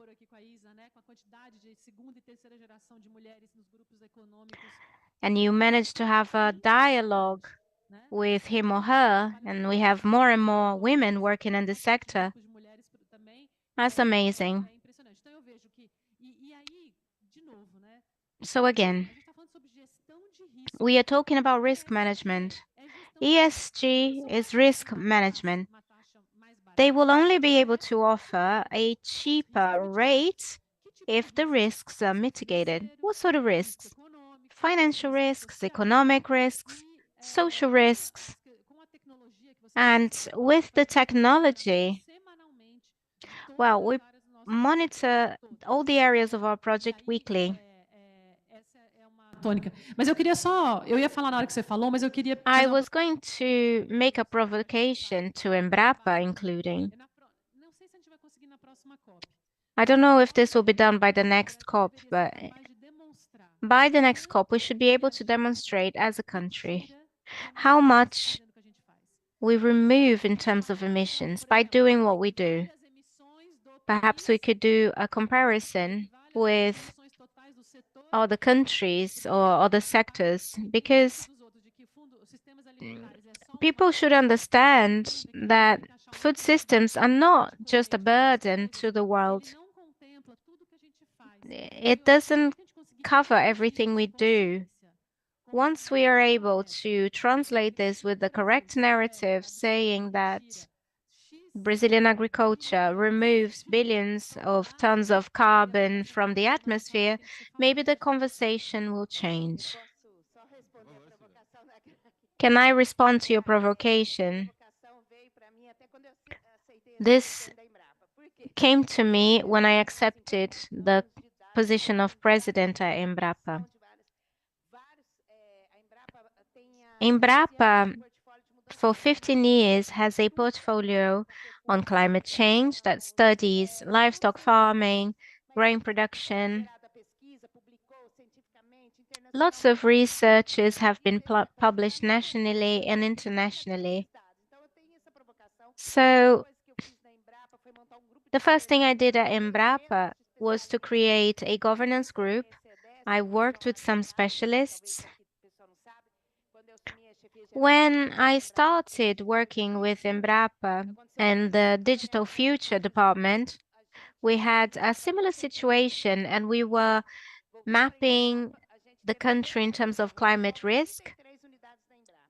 And that involved 33 units of Embrapa. So the recovery of degraded areas and carbon capture, it involves a lot of units at Embrapa. So we built a governance group,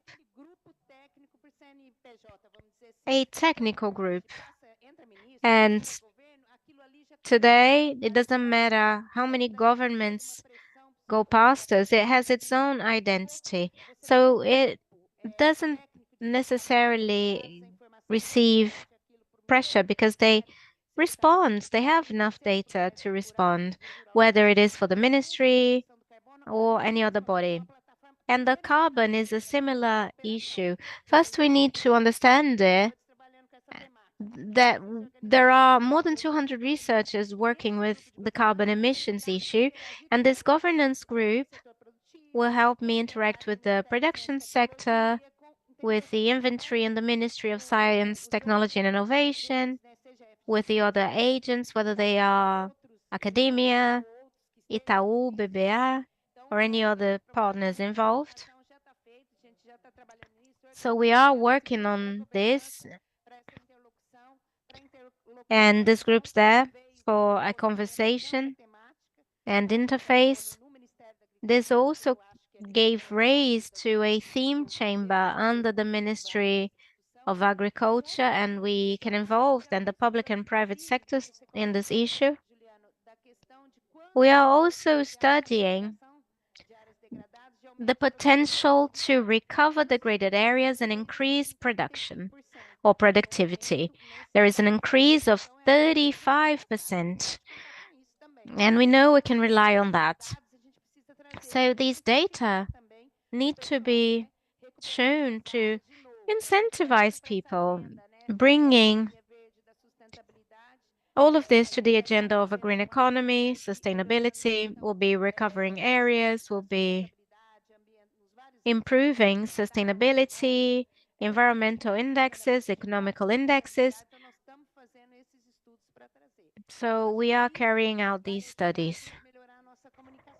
This will help us improve our communication because there's no point communicating if we don't bring metrics and indicators, and this is our challenge now. And I'd like to talk about Rede LPF. Before I became the president of Embrapa, when I was leaving the digital culture department, I started working closer with Rede LPF, and we created a carbon chamber and an agri-digital chamber. Rede LPF is in the country for 25 years now. So we are organizing their data in the network because the integration system is a way to recover this. We have data that shows that pastures capture carbon. When you use an integrated system, sometimes even without the forest, you already have some carbon capture. And when there is a forest, the carbon capture increases. So we want to bring clear numbers to broadcasters to the world. It's a lot of data, and we just want to break it down nicely with indicators so that we can negotiate. This is a challenge for Embrapa indeed. But during your presentation and Graziela's presentation, I came to this question: how can we take this benefit that is being generated through best practices to producers so that they can implement all of that in practice? And then we get into the infrastructure matter. Are we going to need infrastructure? And we'll probably need capacity building as well. BARG has an academy to train women in the agribusiness.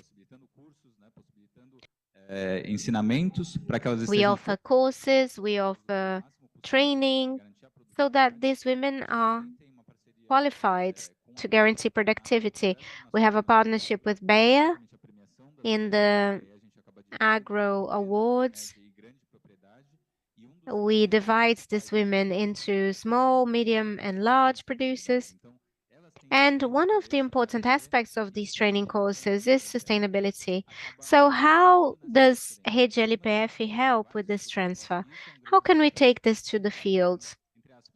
How can we reward our producers so that they adopt these practices at scale? Because to quantify this remotion of carbon, this carbon capture, will need their help. So how can we show this positive scenario so that we can scale up to a national program? So I have someone working with me, and Sylvia is amazing. She was the lead for Digital Future. She's a data-driven person, so we are in the right hands for this. Reverti has a lot of important studies in the soil health analysis. We have the BioS process that measures soil health and hydric resources. There is also a bias that shows the health of the soil, and then carbon comes in as a plus. This is measured, and you can then have scientific data that proves that you improved not just the health of the soil, but the carbon capture. To producers, carbon is still something that presents an obstacle. So when we bring the narrative of our program, Reverti, saying that it improves the quality of soil and etc., this speaks the language of producers.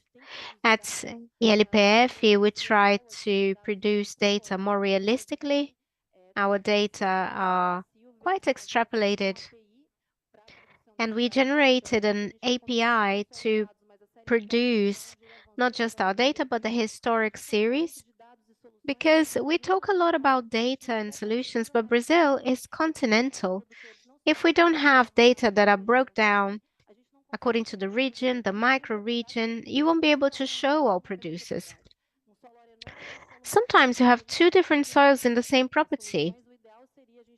And ideally, we would take into consideration the producer's vocation and provide regionalized data. Regarding the network, I think that the challenges are agribusiness challenges. The capacity building is an obstacle, but also an opportunity. We use one of Embrapa's methodology. We go all over Brazil providing training courses, because there is no point just training someone once. When it comes to technology, you have to constantly be training people. You need to rearrange your courses according to the region. And the financial issue is an obstacle for the adoption of LPF. So we're open to any solution: Safra plan, blended finance. So whatever you offer producers, they will use. We also see some distancing between producers and climate change. If you get into a property and you say they are not contributing to climate change, you'll be kicked out because they are the ones dealing with the risk. So we need to talk about climate change, bringing technologies that will help with the environmental NDCs. We also have a challenge in the REDE, which is the forest component. 83% of the integrated systems are what we call LP. The forest system is far from the reality. We have some beautiful experiment with native vegetation. So there is a huge variety of those in the forest. Is important to ELPF, and we've seen studies that increase fertility in 20%. Production of milk is increased by 24%. And every 22 trees planted, you can mitigate a head of cattle. So we have a lot of elements, but there is still an obstacle. There is a long term that needs to be worked on. And REDE has her own projects and projects with international financing and technology transfer. So we work together in order to bring regionalized solutions. We carry out a diagnosis for the entire country, and often our focus is on training, qualification. But in Paraná, for instance, the obstacle is agricultural insurance. So we carry out diagnosis to bring the best solution possible. Thank you, Isabel. Of course, we have several other themes that we could be discussing about LPF and what the impact of the good practices is, including for the international market. We know that sustainability and international trade have an ever more intrinsic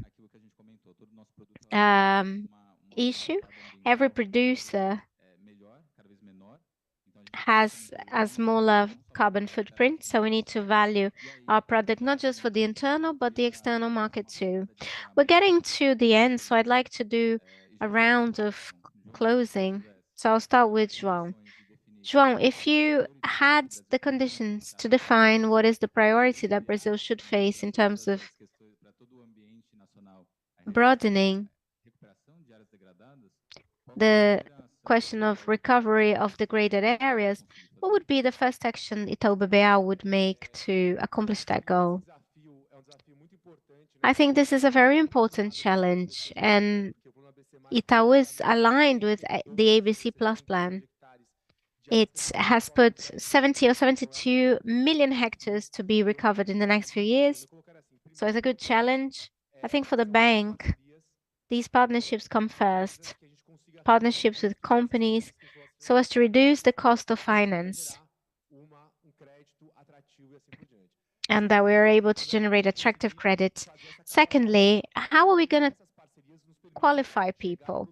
Perhaps these partnerships will allow us to reach producers because the bank doesn't reach them, but Syngenta does.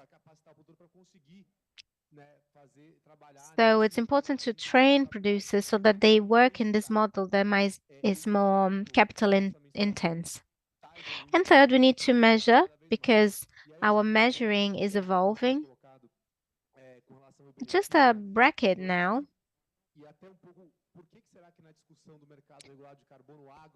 Why was the carbon market being discussed without the agribusiness getting into this discussion? Because we don't know how agro is going to be inserted in this discussion. There was a lack of dialogue. Let's consider the forest code. How many years of dialogue got into that? And we know exactly the impact of that. Now, in terms of carbon market, no one knew. Are we measuring the property or the activity? Because there is a huge contribution of producers to the environmental preservation. Mapa Bionas shows that a lot of the native vegetation is in rural properties. But if you only assess the activity, then it's a challenge. We'll have to talk a lot to understand how we're going to measure livestock farming in Brazil, so we have a better understanding and so that we are able to assess this benefit. And if we have a regulated market, we'll then be able to guide the best practices. Another discussion is the regulated market something that makes sense for livestock farming? And lastly, I think we need to transition to a low carbon sector because I think the sector is the solution. And I hope that we are together working in this. Grazi? I'll try not to repeat what you said, but I think that the challenge is to leave speech and build the bridge between these two things. Bring the data so that we can build our positions instead of copying international legislation from countries that are in the northern hemisphere that don't work for us. It's sad to see regulators looking at Europe to create laws. It is not an anthropological study in Brazil. We need to understand that the conditions are different here, and we speak a lot, but we don't demonstrate enough. So the challenge from now until 2025 is to demonstrate concretely. And I think the challenge is to bring science to the table and make sure that the carbon market is better understood, because no one knows what the role of the agricultural sector is. Because why would I commit to emissions if I don't know the other side? But what's our role in this?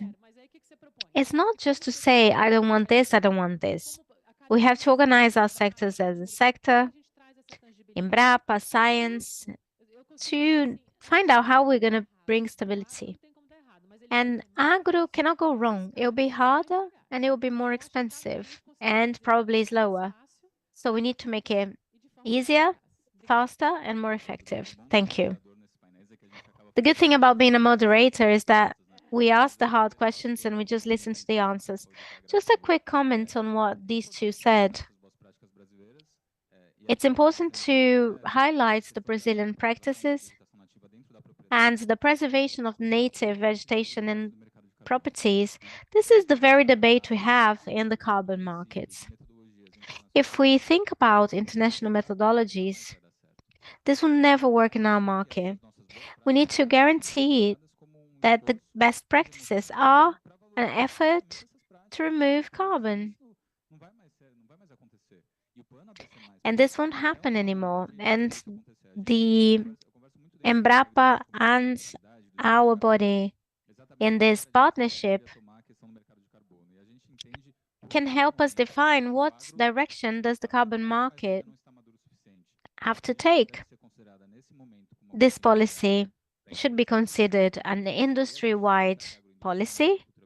And here I talk about the industry and not primary agriculture.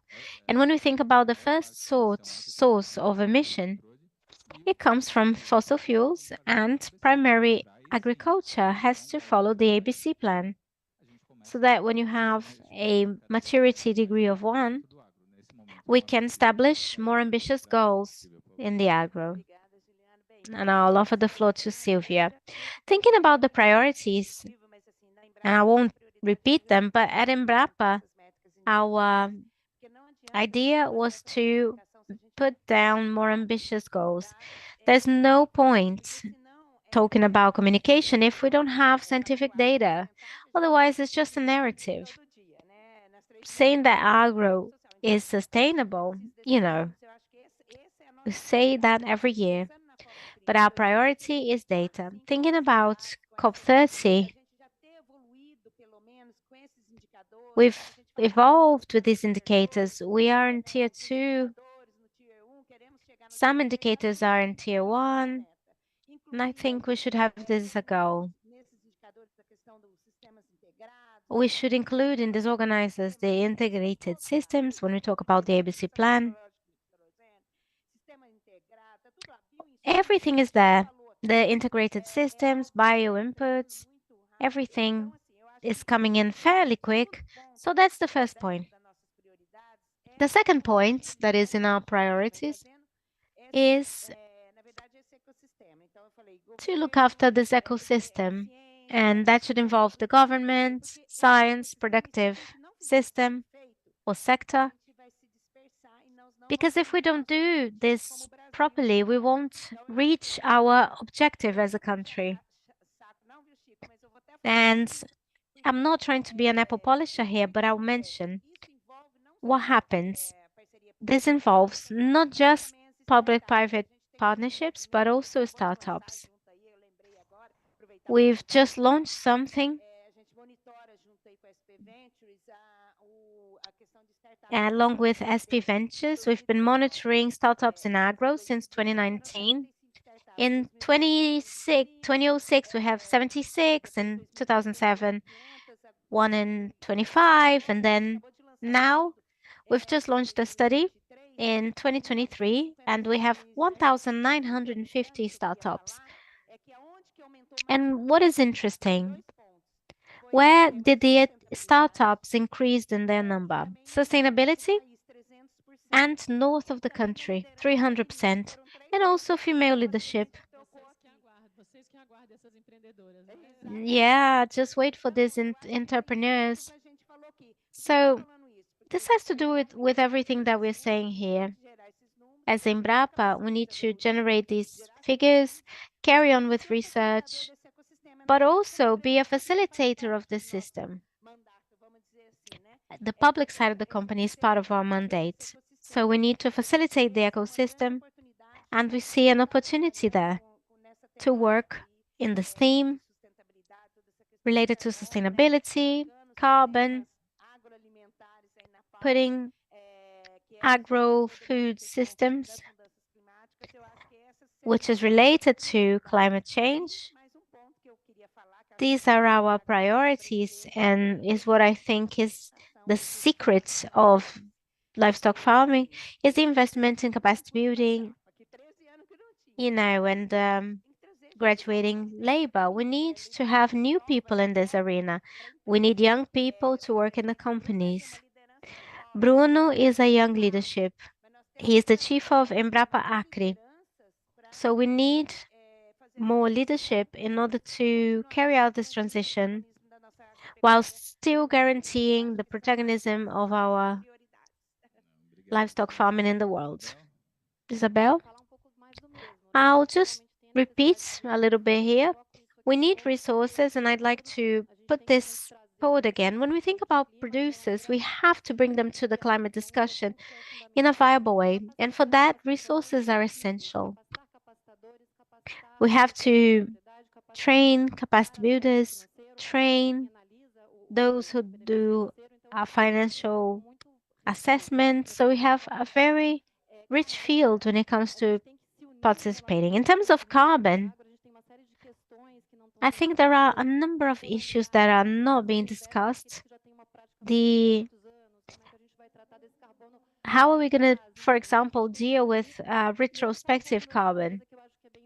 And before the panel, we were talking about the union of speeches, and we need to align them when we speak externally so that we convey a message abroad and stop some movements that imposes barriers to the international scenario. The European Union is nearly closing frontiers. We can prove, but we'd have to get together to face these movements based on data and science. And we are an agricultural powerhouse in the world. We have science to show as well. There are several factors. We have to show this. We have to have a unique speech, just as Sylvia has done it and others have done it based on data.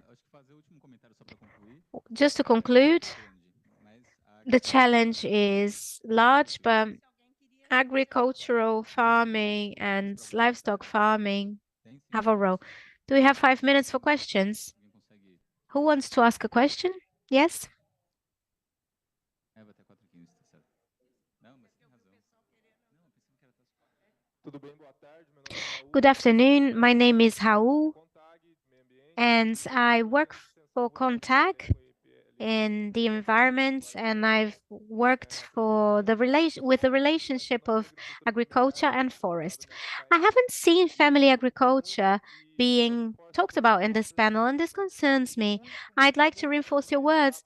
We really need Embrapa bringing metrics and indicators, but beyond commodity crops, which, yes, are important for our balance sheet, but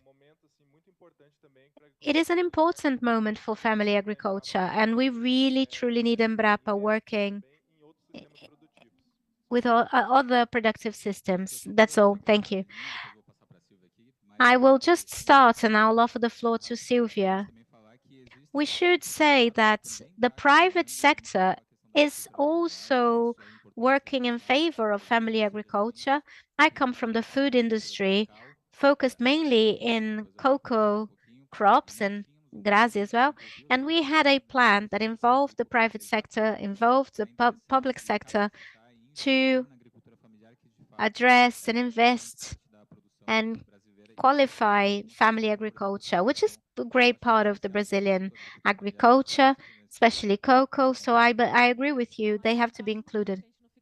There is not one day that we don't think about it, because it's not easy. When we do a curve A, B, and C, it's easier to go on to A. Someone who's got credit, area, stock. If it doesn't work, he has another property to offer as a collateral. It's not easy. So for small producers, the state has a larger role in providing some sort of collateral or guarantee. In the Safra plan, there is a specific line called Renova Agro that enables sustainability. Sylvia, that's what I was going to say. We have the Safra plan for family agriculture, stimulating more sustainable practices. But within Embrapa, we have this challenge. In this mapping of 40 million hectares, of course, we are talking about grains and pastures, but we are also mapping in these areas where we can stimulate small and medium producers in the Northeast and other areas of the country. And since Bruno is with the mic, please talk about the Amazon. Talk about how we're incentivizing family agriculture. Thank you, President. Congratulations for the panel. It gives me butterflies in the stomach to think about the challenge that we have ahead of us and the importance that Embrapa has in the next few years. We also work with family agriculture strongly. And when we think about recovering degraded pastures, Embrapa Acre is a reference for pastures in Brazil and in the Amazon. And we have examples for family agriculture with leaf litter in the farms and other producers that don't receive a gram of nitrogen for years and years. So a soy crop costs 5,000 a hectare, but pastures are perennial. So if producers have technical assistance, of course, and they don't degrade, if they have 1,000 hectares, they can recover 100 hectares a year. And how do you finance that? With an integration between crop and livestock farming. In Acre, producers will plant corn crops and then grass seeds together. They harvest the corn, and there is about 100, 200 per hectare left for him. And out of this 120 billion that we would need, we can have a self-financing with a corn crop. Of course, you need to consider the particularities and technical assistance so the producers know what to do. Often we are sought after at Embrapa, especially the more remote Embrapa units where technical assistance is not so strong, but we are sought after to provide this very assistance. The ideal scenario is that Embrapa would have partnerships with multipliers, Rede ELPF, whose base is transferring technology. So within this system that aims at recovering degraded areas, Embrapa will have a lot to contribute with. We have vegetables that will allow for an intercrop and that will give perennity to pastures. You won't need nitrogen, which is a lot worse than carbon. And I believe that Embrapa will be able to contribute a lot in this area. And in case you want to hear more about our work with pastures, I'm available and I would leave you my contact. Thank you. Thank you. I think we have time for one last question. We have 1 more minute, right? Well, just a brief comment. Congratulations on the discussion, Vladimir, of PEC Brazil.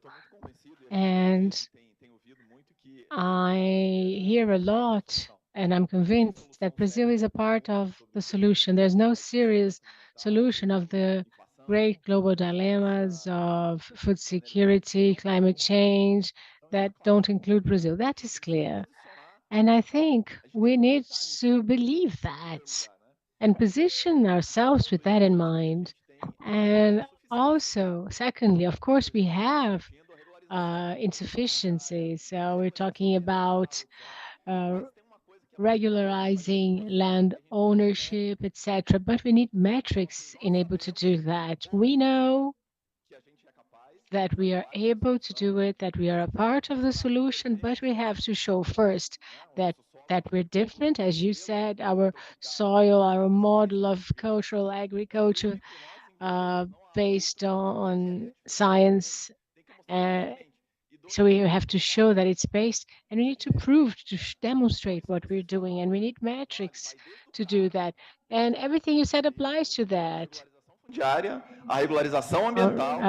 The environmental rural registration, regularizing land ownership, and then be able to show a Brazil that is not only a big producer, but that is also generous, that offers the world oxygen, forests, food, 1 billion people, that feeds 1 billion people, that offers energy transition and huge biodiversity. But this discourse needs to be anchored by metrics. Leandra, just make a brief remark. Apex plays a central role in that, because if we keep telling ourselves in Portuguese that we're doing that, how can we, it's all well and good, but how can we have an agenda as a country, as a sector, that we're going to tell and telling this story? How are we going to tell these stories based on Embrapa and ILPF's data, financial and bank data of how we really structured what people are trying to implement internationally? We have to show that to the world. So I think now we need to be strategic in our communication, planning, and positioning. We cannot have a discussion about food systems like the UN Council, where Brazil has no right of veto. So this task is ours, and they should say what we are bringing to bring data that will back agricultural, tropical agriculture, and Brazil has to be a leader.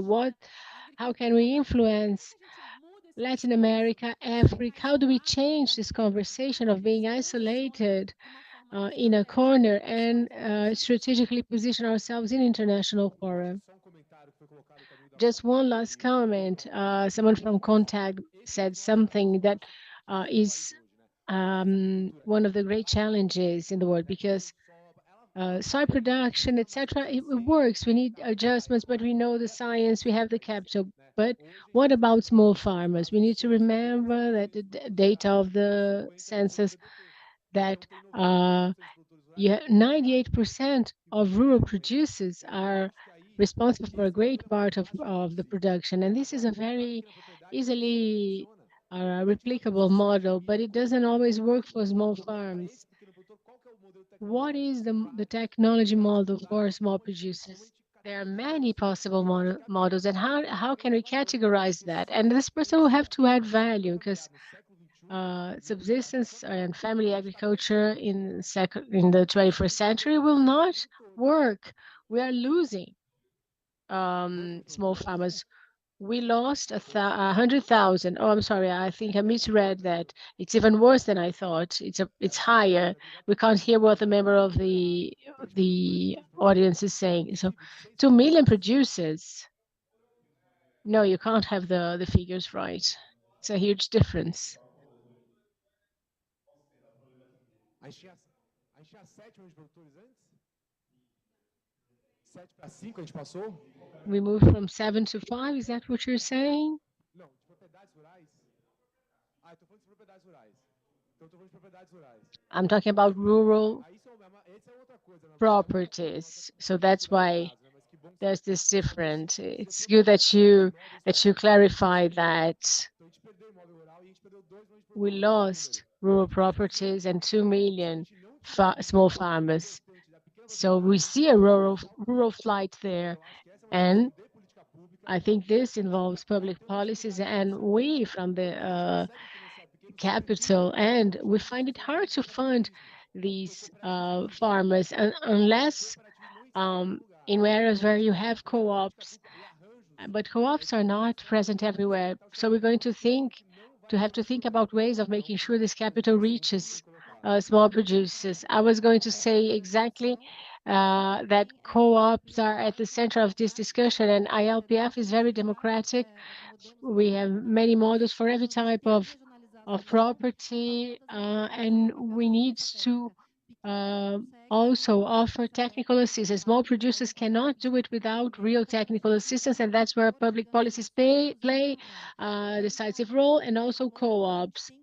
And we need to be leaders in tropical agriculture, and we need to be leaders in these new technologies.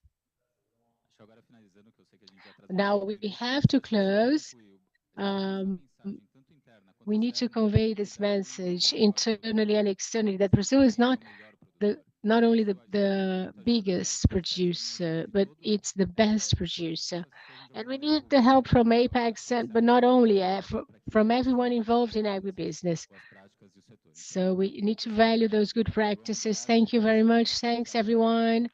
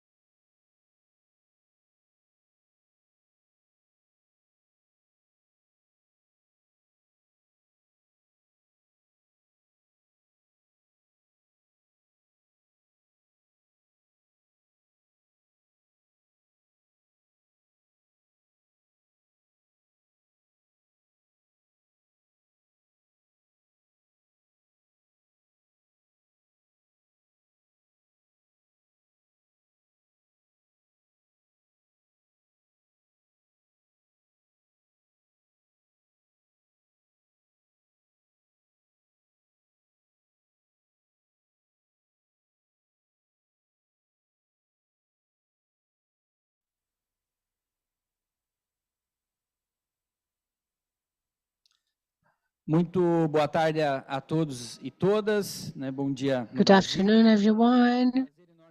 Good morning. If you're in Brazil, it's very good to be here discussing agriculture and food system. I am Moisés Savian, Secretary of Land Governance and Land Development of the Ministry of Agrarian Development. And we organized this panel to discuss production of foods and consumption in the context of climate change. So here we have at our table representatives from organizations of family farmers, extractivists, and traditional communities, third sector, social organizations, and our representative from the Embrapa, the Agriculture Research Corporation. And I'd like to suggest the first round where we're going, each one of you will have around 5 to 6 minutes to make your initial remarks, and then we're going to open for questions, and then we're going to close with another 5-minute session for each one of you. We started a bit late, but let's make up for the lost time to have a nice panel. So I'm going to introduce the participants. You have Alberto Bloch, Vice President of CONTAG, which is the confederation that unites more than 4,000 unions, and also Cassandra, who is the Secretary for the Environment of CONTAG. And we also have Silvia Mascua, the president of Embrapa, the Brazilian Agricultural Research Corporation. Our representative, Marina Bragante, from iEarth Partners, and Ivanildo, who's member of the finance department of the Council of Extractivism. So it's going to be important to have this dialogue with you. So let's talk about social movements, initially organizations, and then civil society. So we're going to start here, and I'll let you know when your time is up.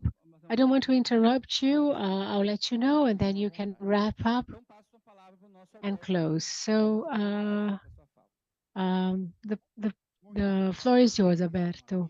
Thank you, my dear friend, my comrade Moisés, our secretary, and the Secretary of Land Governance. I'd also would like to say that it's an honor to be a member of this very qualified panel with the president, the first woman president of the whole history of Embrapa. This makes us very proud. She's extremely knowledgeable. And I'd also like to greet other panelists, the representative of the rubber extractors, and we have Sandra here, Laura, who's present here, and many others, everyone here. Well, we don't have much time, and I want to leave you with some messages, very brief messages. We, at least from CONTAG, we value public policies that we have, that were an achievement of the last 30 years. Secondly, I think we had an important political achievement that was so important that is now recognized by the UN, a success in policies, which is family farming. Brazil is very diverse, it's very big, And there are many types of agriculture. I'm not here to knock any type of agriculture, but each one plays a different role. You have the big agribusiness, those that are sustainable in their production, and others that aren't. Those I would knock. And you also have family agriculture that plays an essential role in food production, and that's based on statistical data, and that's the food that we put on the plate of Brazilians every day, and that was invisible for many years. It was treated as, you know, um, something of little importance, but with our legislations, now we recognize family farming as a sector that is visible and recognizable, and it's a livelihood that produces food, culture, development.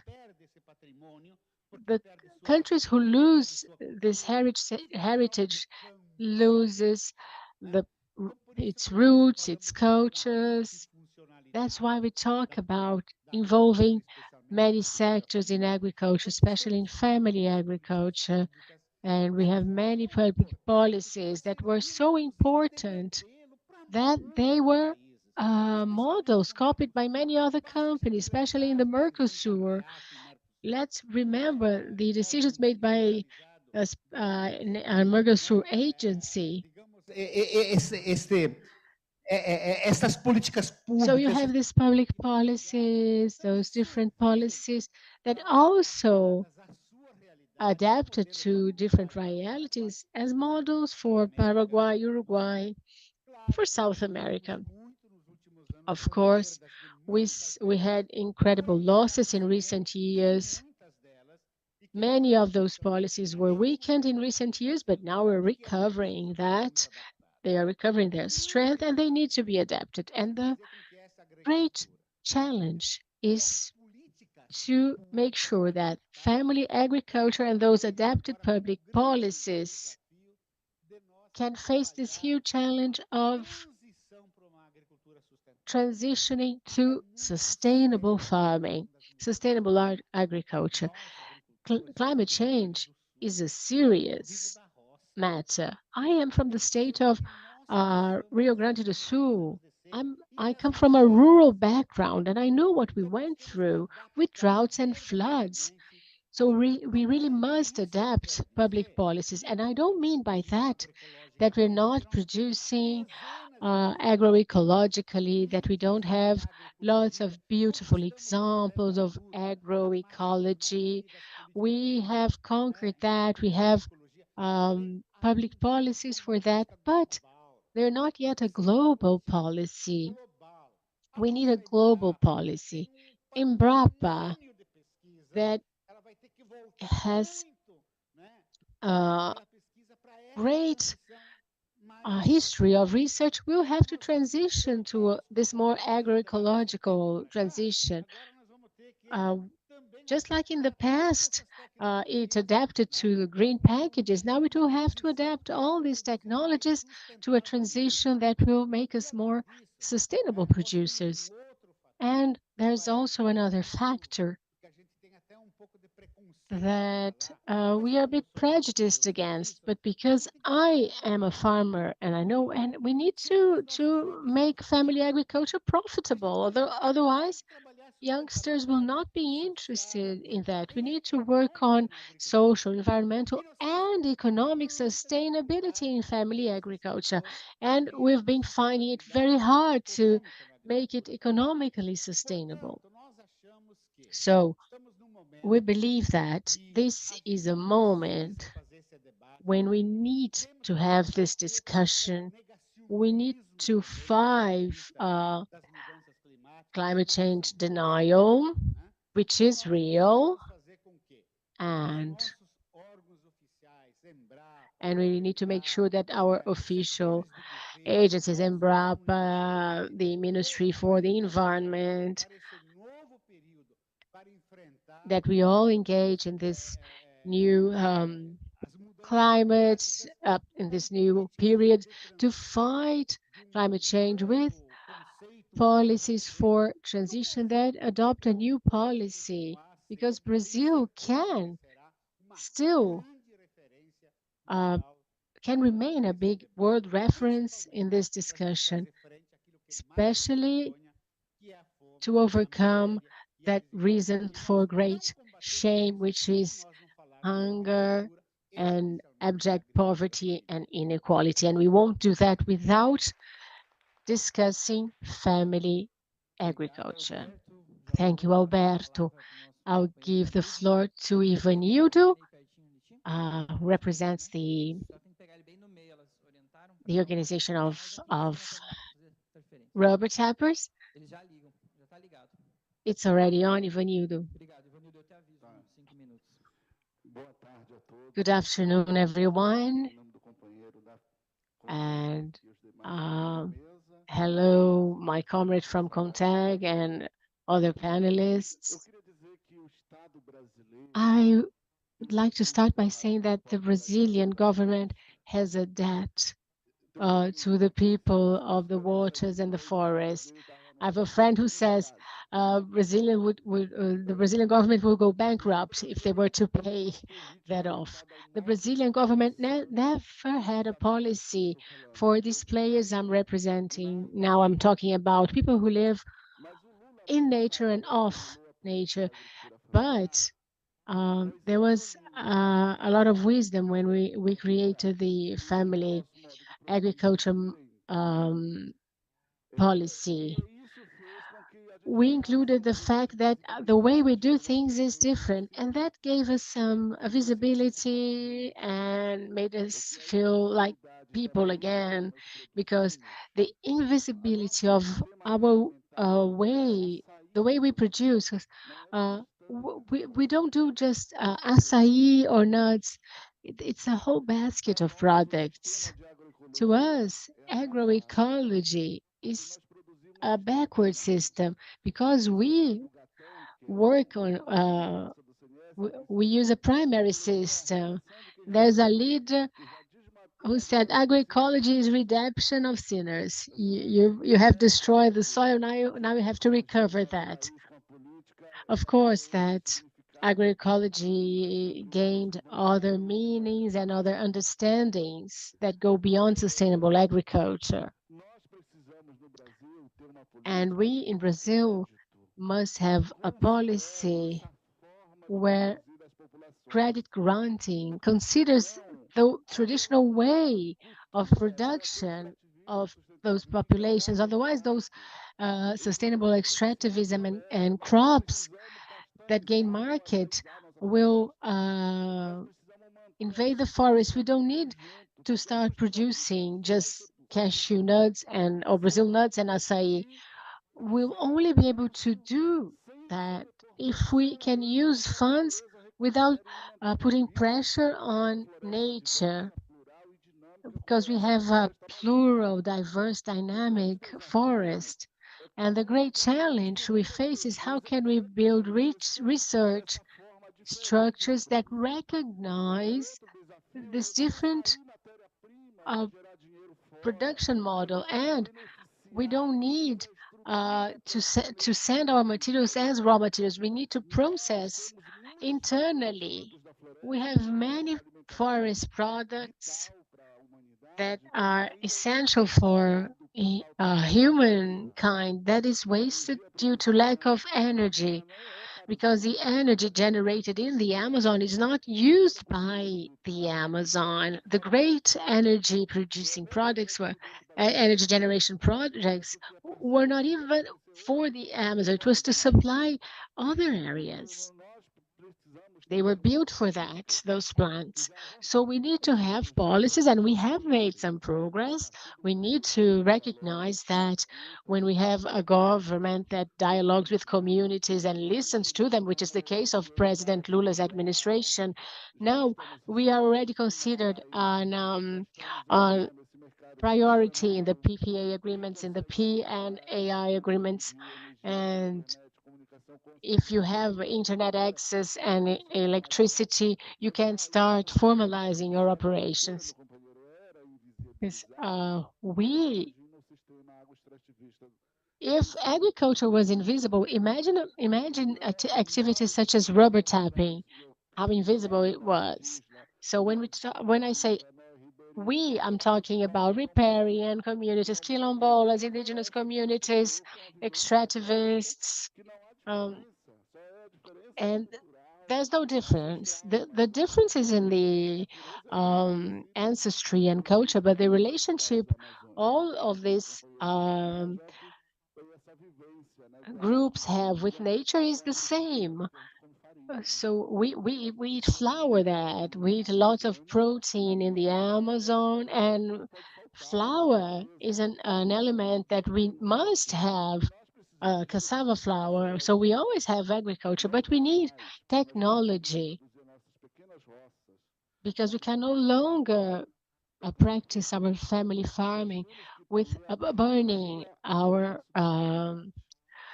land. We need to have technology serving the community and not the other way around.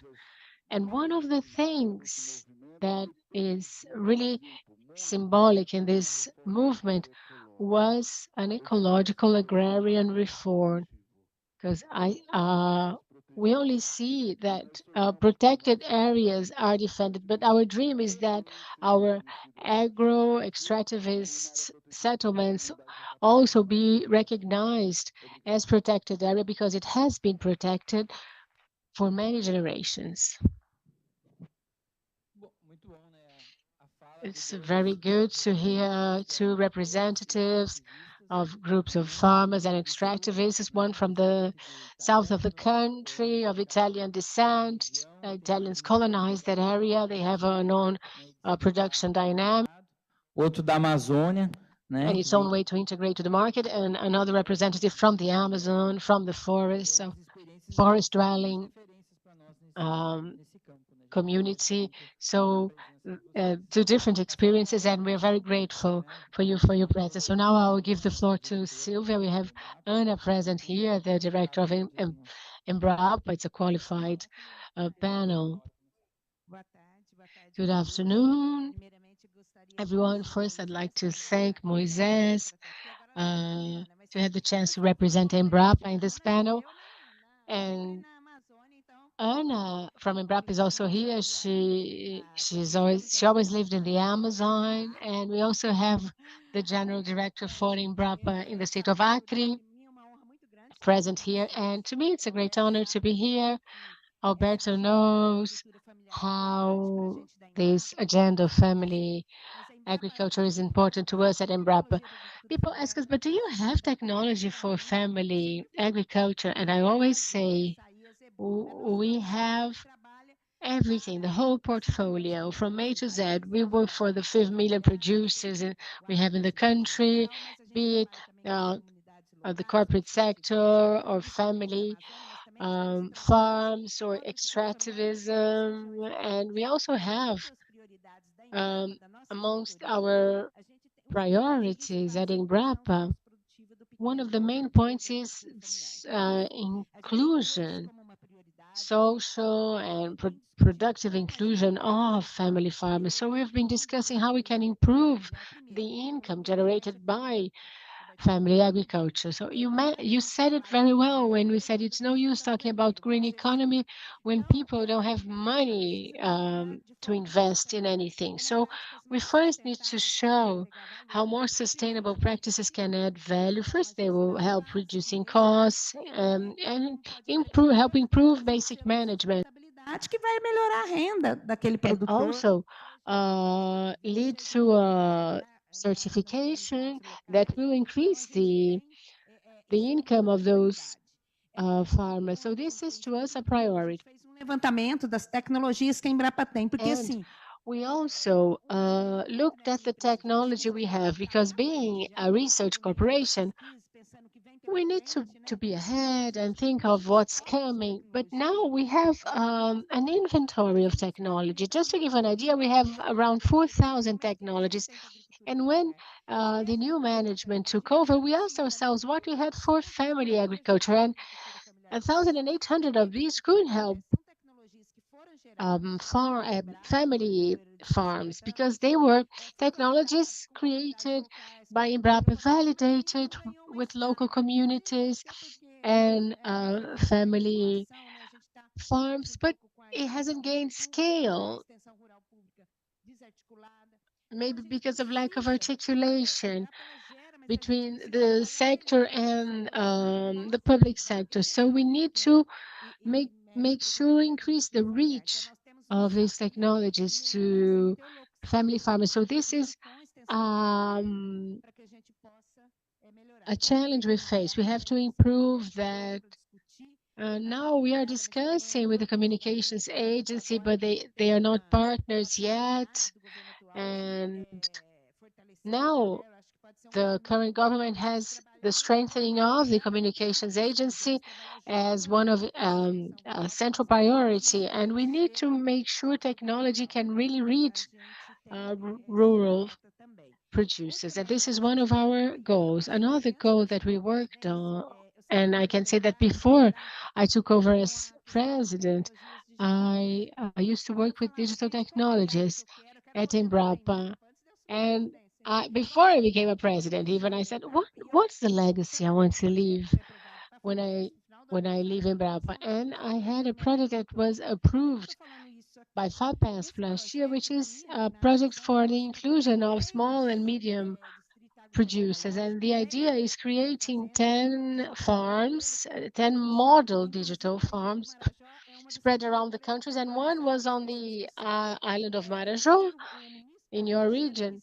And Minister Paulo Teixeira ran 2 pilots with us, one for café and the other for orchards and vegetable gardens. And why is that? Because we noticed that if we want to bridge the gap between big and small and medium producers, we need to bring new technologies to these producers, as well as capacity building. And Break now has the eCampo, which is a platform with online courses for small and medium farmers that allows you to have vegetable gardens in small spaces and many other courses, but realized that connectivity was an important aspect of that, even to make sure that producers can communicate well. We realized that communication and connectivity was key to bridging the gap. So one of our targets of our director is giving scale to digital inclusion, which involves working with producers associations and communities and checking what their needs are, and if things for which there is already a technology in the market involve startups. And when we talk about startups, we always think about the south and southeast of the country, but we want to bring these technologies to the north, northeast of the country to improve production there. And the third pillar is capacity building and offering training courses. We think it's impossible to work with local communities and family agriculture without that. We need to offer courses like the ones I mentioned, available online, and other types of courses. So our commitment to helping in technology transfer is total and complete. And with this work, we can raise new demands for further research. So now our work has a lot of research that focuses on ecological transition. We set some working groups, so social productive inclusion, ecological transition, working groups of experts. So this will allow us to have a more strategic planning and help extractivism and family agriculture in our country. Thank you, Sylvia. Embrapa has been a great partner in actions that for family agriculture that were not extinguished despite the extinction of the Ministry for the Environment in the previous government. And so there were many projects that were being led by Embrapa. I'd like to highlight the Dom Elder Câmara project that works in the semi-arid region and that reached good results despite the government stance. And its results led to an independent study assessing it, and so 80% of families were lifted out of abject poverty in the Caatinga, which is the scrubland, this biome that is very challenging. So we want to strengthen this cooperation with Embrapa. Wherever we go, there is an Embrapa unit. Whenever we travel with the minister, he always wants to get in touch with Embrapa, and he even has a song that we might sing about Embrapa, okay, towards the end. And for those of you who arrived later, we're going to have a round of questions. And the idea is to have this a conversation. We're all experts in the matter, so the idea is to involve everyone. So I'll give the floor to Marina for her considerations. Thank you. I'd like to thank you for the invitation to participate in this panel.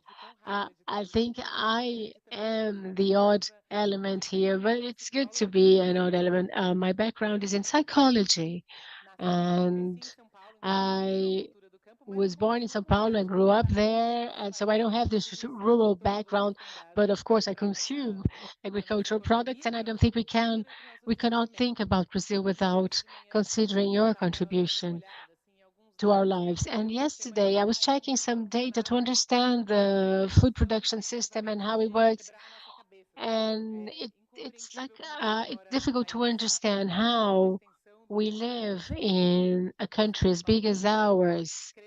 I told you I am a psychologist. I cannot memorize figures. I have to jot them down. But I would say we have 33 million people who are starving in our country, but we waste 8 times the amount we would need to eradicate this famine. And we have a huge prevalence of overweight people in our society, and we can grow healthy and nutritious food in our country. And finally, because I like to acknowledge other women, I'd like to mention that it's worth noticing that there's a high number of women in this area. More than 50% of the food produced is produced by women. In the past 12 months, Brazil became the largest producer of meat, soybeans, sugarcane, and corn. And who are we producing for and why? So we need to be able to work to create a market and a demand for more healthy foods. I was in a panel with Moisés yesterday, and he represented our country in the signature for the Alliance of Food Systems that has lots of signatories such as Cambodia, Rwanda, Norway. And there is an important perspective for our country, recognizing our power and where we need to invest. And the Aya Institute has been working with Systemic, which is a consultancy that is specialized in sustainability. We've been working on a voluntary task force that supports the ecologic transition of the Ministry for Environment. They understand our potential of mitigation. They're trying to assess how they impact on our GDP, our economic ability, because of course we are an unequal country And they are also dealing with employment and the generation of work posts. And of course, bioeconomy and agriculture will probably generate a lot of job positions. And that's very important. We now have the possibility to discuss how we produce and how we protect our forests, the Cerrado, the different biomes, with the commitment to not let go of protection. We are in a COP to discuss that. And one of the things that makes us different is that we can truly reduce the impact of carbon emissions. Sorry, her mic is breaking up. The private sector can contribute with financing, investing in research and innovation, and I recognize Embrapa's role in this. During the workshops and groups that we were doing in order to create this partnership, Embrapa was present. So it's very exciting to be part of this work. The president also talked about the relevance of thinking about credit access, or access to credit rather, and understanding that the criteria imposed make no sense in the territory, so we need to get those two worlds close. Sorry, her microphone's breaking up a lot. Or we can increase the scaling up of technologies, guaranteeing access to markets so that we can continue in a virtuous cycle.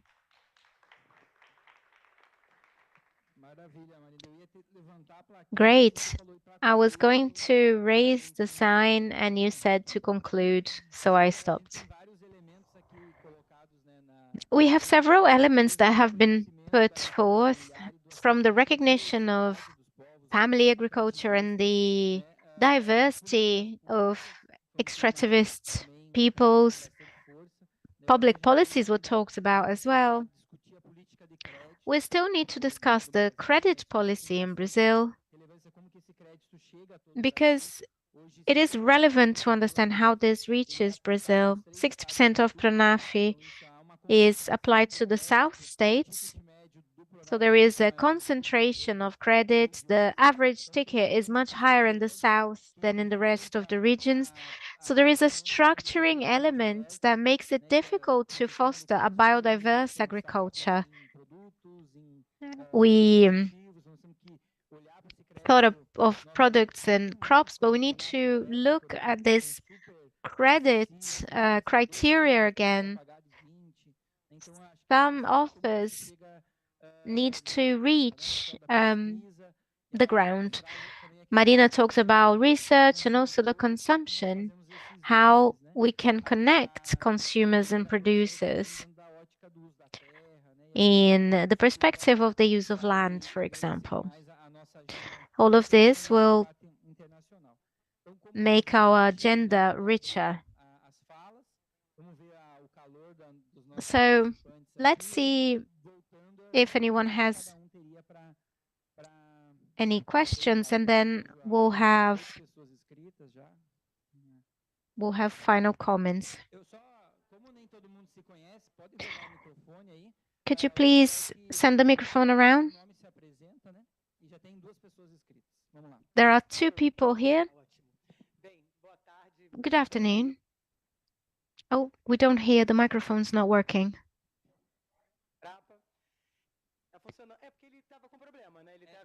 The mic's got a little problem. You have to hold it up. Yes, yes. I just wanted to compliment and congratulate everyone's presentation. There is a program from Embrapa in a partnership with the government, and I really like it as a researcher.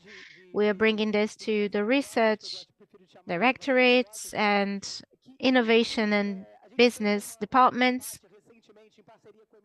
We had a debate recently with the Ministry for Environment and women that represent several sectors like APIB, CONAG, and others, and they talk about the dynamic preservation of agrobiodiversity. This is an FAO program that the Brazilian government is a part of, and it was incorporated within the program Brazil Bioeconomy Biodiversity. It was a program on the SAF, and now it's probably going to be under the Ministry of Environment. There are more than 70 traditional agricultural systems that were recognized in Brazil and which preserve not just the genetics, but the knowledges associated to this, and without which we wouldn't have such a rich biodiversity and agrobiodiversity. The Bairiki agroforest system was recognized by BNDES, Embrapa, and others that worked in these awards. And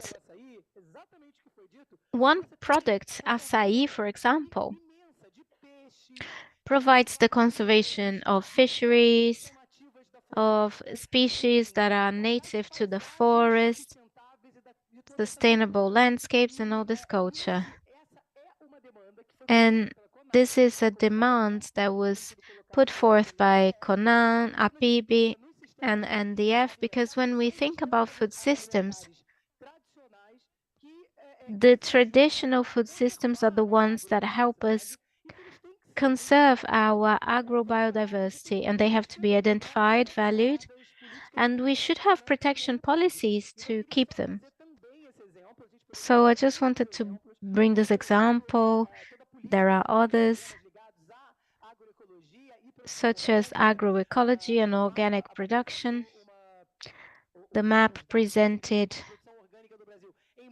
data about the organic production in Brazil that, although small, has grown a lot in the past 3 or 4 years. So both consumers and producers are following this trend of a decarbonized agriculture, an agriculture that follows principles that go beyond carbon and touch upon the well-being and the connection with the agricultural surroundings, with the urban surroundings. I just wanted to talk about this experience. Just a quick one, complementing what the director said. These systems guarantee the food security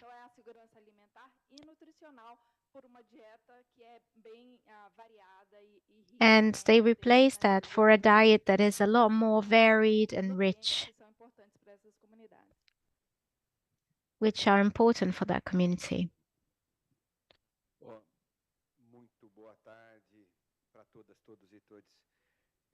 Good afternoon. I'm Professor Paulo Horta from Federal University of Santa Catarina, and we have been discussing the issue of vulnerability of our agriculture, especially family agriculture, and the vulnerability to climate change. I have friends in Santa Catarina who lost their production. Contrary to the agribusiness, there is nothing that helps this fraction of society that is only growing and need to be looked after. So how do you see this? Second, is it possible to put a different ethics to the production of food, a care ethics? Because we're working on this in the ecological aspect of it, but to increase the resilience in these fractions of our society, we need to have a different ethics. between our relationship with them and their relationship with nature? Thank you for the question, Paulo. João wanted to speak, Tina. So we only have about 30 minutes.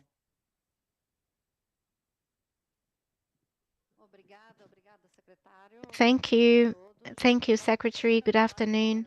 My name is Cristina, and I work for an organization called International Coalition for the Earth, and we are based at FIDA in Rome, and I worked for the government for 20 years, and I haven't been in Brazil for 7 years now.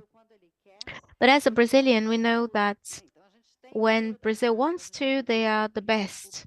We are proud of Embrapa. We are proud of the family agriculture projects. We are proud that Brazil got out of the hunger map, and we know that they are going to come out again. We know that when there is political will, it happens. My question is about a subject that might seem like it's out of the question, but when we work with matters such as right to land, I'd like to understand, for example, about land licensing in case you want to invest in the land. So if you want to transition to agroecology, if there is no safety over the property of the land, you wouldn't invest in it. So I wanted to know, maybe only the secretary can answer that, but I wanted to know what are the expectations. President Lula has announced a national program for the agrarian reform. What are the expectations then for us to leverage the theme of land possession in Brazil so as to foster more security and stability to those in the field and who wants to invest in a more sustainable production? Thanks. Bom, muito obrigado. Eu sou João Adem. Thank you. I am João Adem. I work with public policy in the field. I am a rural producer. I worked with the Brazil Coalition, and I am an enthusiast of family agriculture, and I'm happy we're discussing this during the COP. We saw a lot of discussion on food systems. I was tired of talking and listening about these themes. I would like to hear what you have to say. Narrative discussion. Sometimes we see a segregation between family agriculture and agriculture in scales, but we don't see a lot of co-productive models. There is a co-benefit that both models have with each other. Vegetables for family agriculture. Sometimes someone produces corn and someone else will use that to feed the chickens. They can co-benefit from each other. So well, I'd like to hear from you, because sometimes we create a dichotomy that weakens the capacity of dialogue. So can you talk about that? And second point, the financing issue. From the perspective of Itaú BBA, we find trouble to develop models that access family agriculture, and part of the resources of Pronaf are operated in the southeast due to their structure, which is more corporate. And in the north of Brazil, there are different structures, and we need to understand how to make the money reach these regions. So how do you see financing of this agriculture in regions that have different organizational structures? Last point.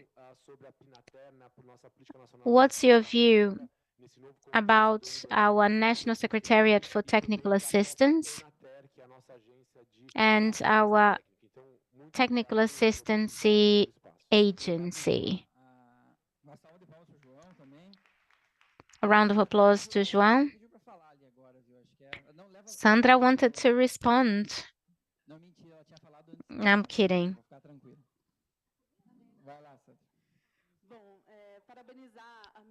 I wanted to congratulate the panel, and I have to agree with João.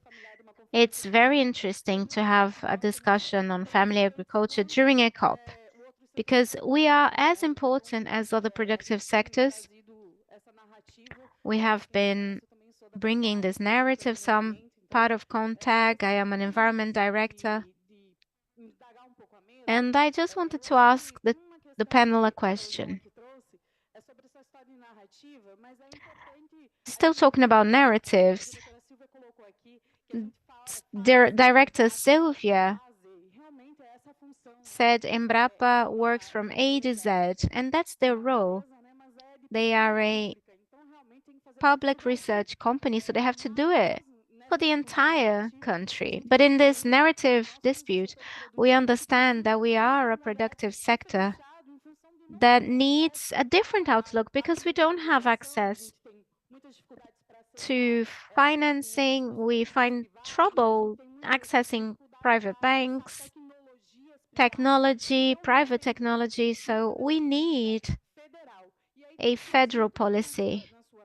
And when you spoke, you said that it has to go beyond Embrapa. And I agree, we need to have a rural extension. And now I'm getting to my question. So, what is Embrapa doing? Is there a direction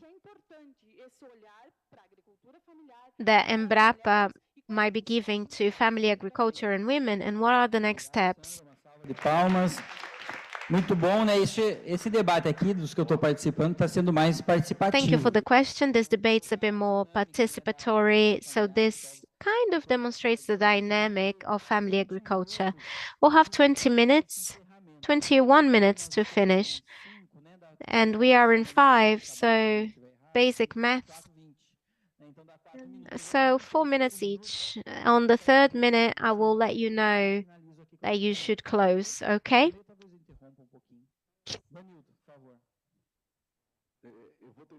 I will try answering the professor's question. I think that in the north, I'll talk about my experience, we have trouble recognizing organic production.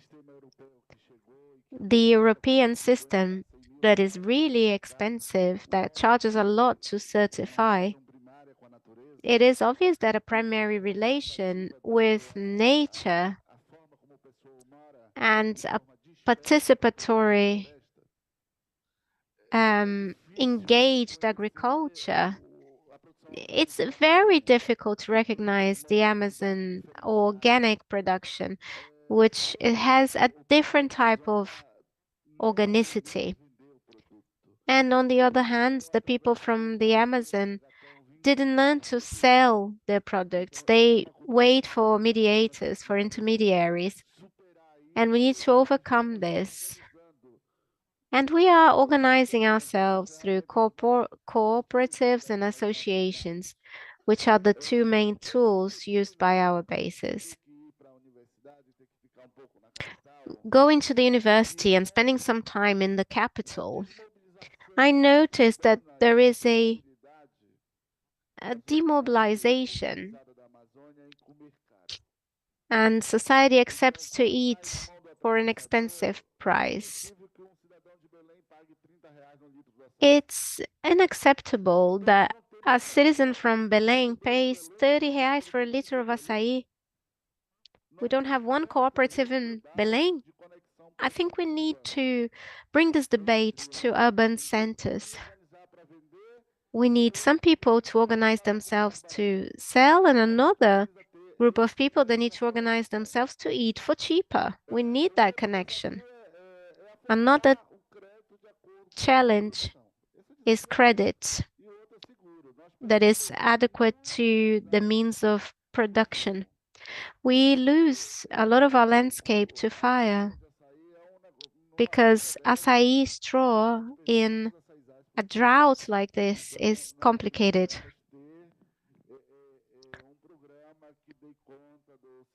So we need a program for social biodiversity losses. This has to be in a public policy focused on family agriculture in that region. And on the other hand, we need technology. Technology in the service of the community, communication, energy, for production as well, energy to conserve our production. So many types of food produced in the forest.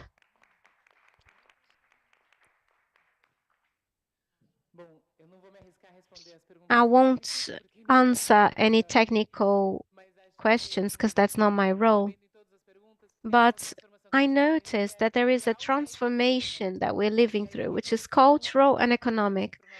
And there is an important tripod in terms of agroecology, family agriculture, and nature-based solutions. And a tripod, when it's not balanced, it falls. So we need to understand this. Because what does it mean for this tripod to have equity? Well, it means access to credit, to technical assistance, and there is an issue in the South and Southeast. They need to be humble and learn with what's happening in the North. And some resources that come from the South wanted to get there as if it's next door. And often they have incredible technologies up there that are not used because we don't want to understand them. So I'm hoping that we'll be able to learn that. And last but not least, the hits and misses of our whole system is reflected in the country. So if the agroecology sector can overcome the logic of competition and understand the logic of collaboration in this moment of transition, we need to share in order to strengthen the sector. And with that, we can share the hits, the successes. So I hope that we can overcome this process, because this is more a logic of the negotiations. I just wanted to say a few words about how to do this cultural transformation. Before Sylvia says anything, I'm going to sing the song. And I know that all of you know it. It was a song in the 80s.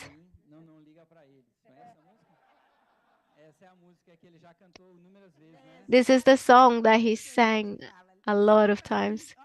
He always says, "Look at me, call me, don't call them." But in reality, we have to look at everyone. Embrapa, as a public company, is a state company that is 55 years this year. And Embrapa has always had a concern. Everybody comes to Embrapa and says it was the pride or the Brazilian NASA. But the secret of Embrapa is the credibility of rural producers. And here I talk about 5 million producers. I'm not talking about agribusiness. I'm talking about all the producers. Local communities in the north. I have someone here from Embrapa Acre. There is one from each region of the country here. Ana and others. Alberido came from the northeast. So we did this thinking about the diversity of the Brazilian agriculture so that we could work better with these needs. It's our obligation. It's not something that we have to do differently. The secret of the Brazilian agriculture is and has always been connecting science with public policy. And I have talked with Paulo Teixeira, Minister for Agriculture. We have so many technologies that are focused on family agriculture, but we need to work with this to help formulate public policies. Just to give you an idea, in the multi-annual plan from the federal government, Embrapa was called by 16 ministries. So apart from the Ministry for Agriculture, lots wanted to talk to us. The Ministry for Environment, the Ministry for Development. So we are a company that has specialists that can cover these many demands from the federal government. So innovation projects, we reviewed our bid notices, we're strengthening some research lines so that we can develop some technologies that are more focused on family agriculture. We have reviewed our research and innovation lines.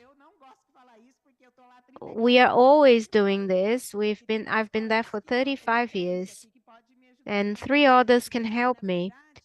Because in reality, in the north, Embrapa has 9 units, and in the northeast, 7. So 1/3 of the units are in the north and northeast. So when we go south, Embrapa South works with family agriculture too.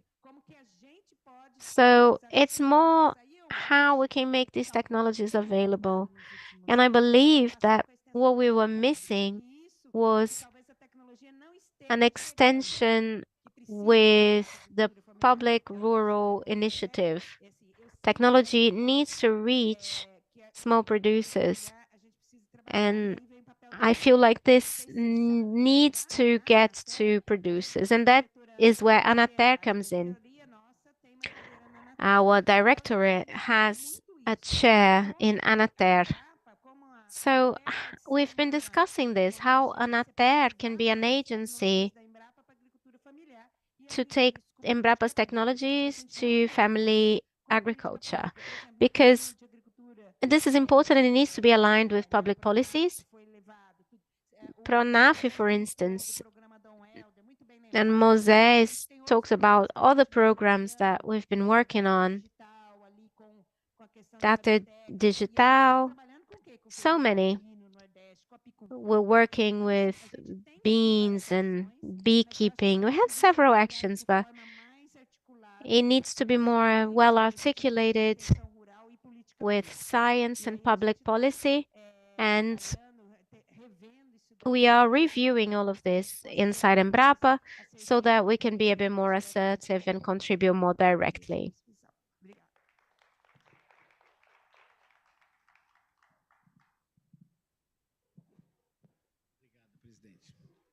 Thank you, President.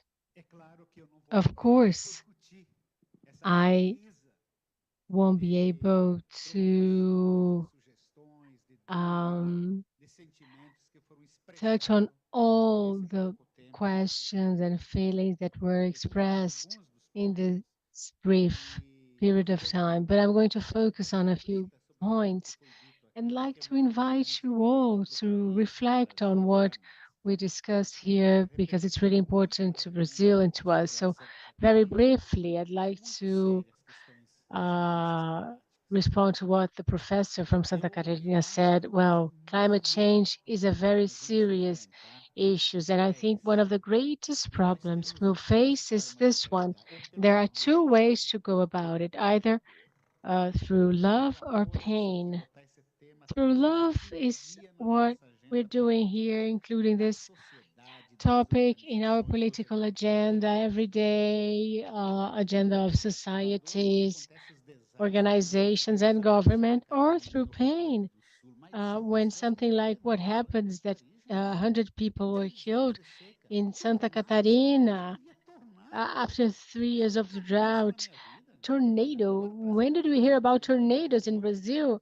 Apparently now they're very frequent. And when you see alerts from experts and from the IPCC, for example, and we don't discuss that, very much. But it's a catastrophic scenario that appears, and we will suffer the consequences. So we need to discuss this very seriously. I don't have the answer on how to do it for everything, but I think we have to find out about it.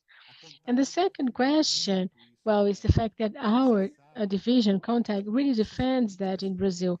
You know that all these public policies, they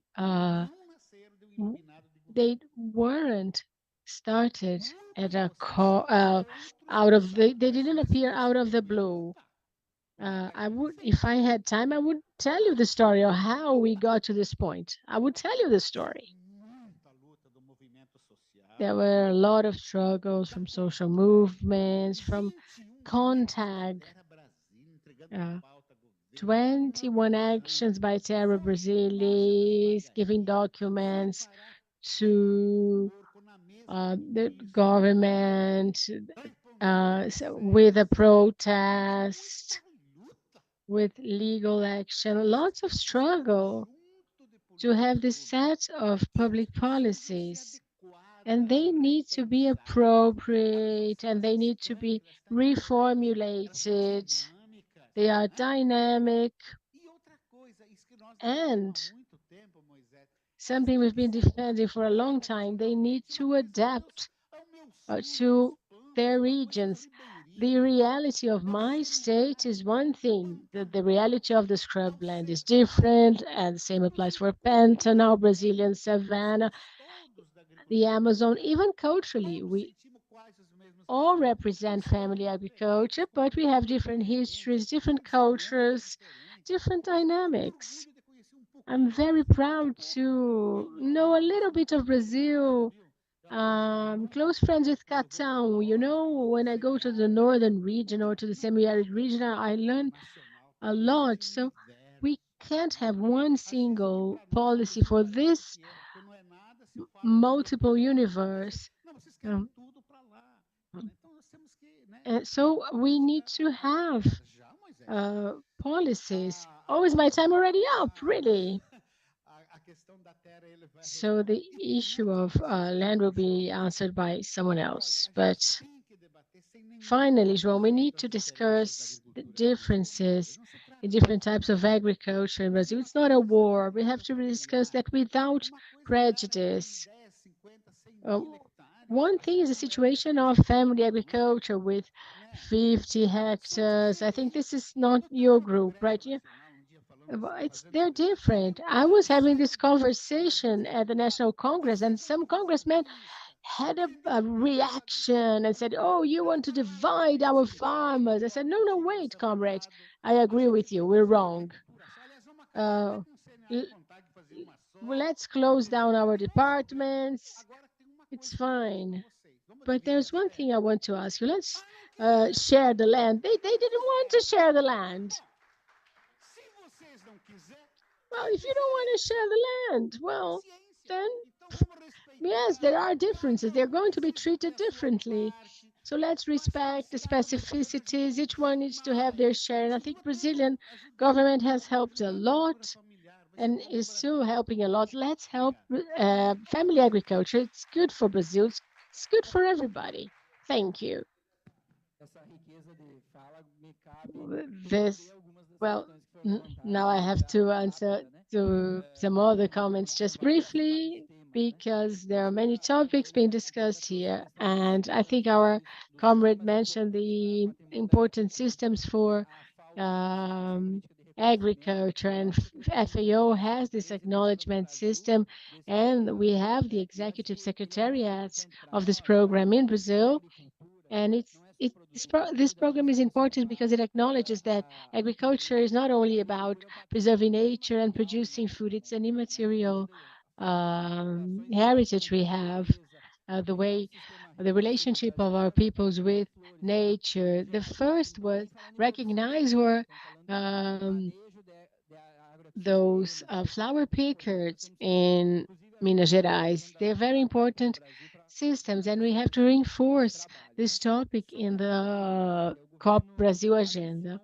About agrarian reform, the government has announced an emergency plan involving 5,000 families and another 1,500 for land credit, which is the agenda I work on. So it's around 7 to 8,000 families that will have access to land in an emergency movement. But we are about to launch another plan next year to meet this historical demand. And yes, the communication, Anatel is already connected to NDA, and Anatel supervises INCRA, and it's not connected to us, but I think its policies are so important that it includes areas of the ministry and others. So we sent resources to them, and Anatel can become a giant and increase the ability of government to respond to these needs of farmers. About the credit, due to time constraints, we didn't have time to make announcements that contain anything really new, because you don't have time in those circumstances. You're recreating the ministry at the end of January. It's a difficult process.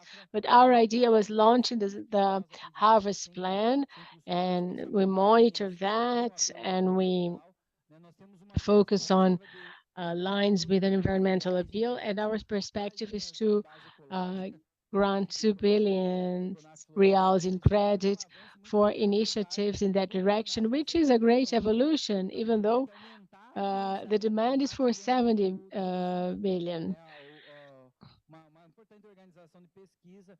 So a CPI, an important research organization present worldwide, says that rural credit is the first instrument of climate funding in Brazil. So we need to make it happen, because only 8% have the environmental element.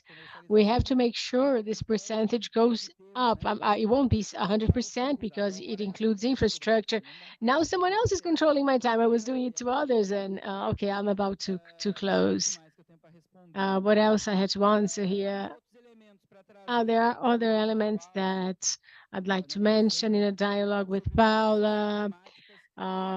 They talked about climate change and family agriculture, and I think we have to work with this mix of organization and public policies to consolidate resilient, sustainable, and productive production systems. And we need to gain scale and strengthen public policies. And I think this is the challenge. Our comrade here mentioned that we have to win through love. Lula said that we should have the Ministry for Love, and we already have it, which is the Ministry for the Environment,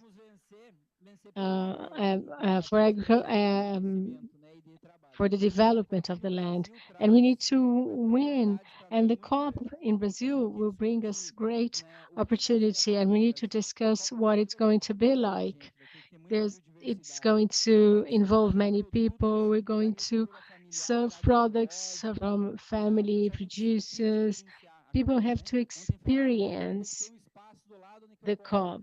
It has to be an experiential event. You're going to have a pavilion with traditional people's products all the time. It's the equivalent of the Olympics or the World Cup of this third Lula administration.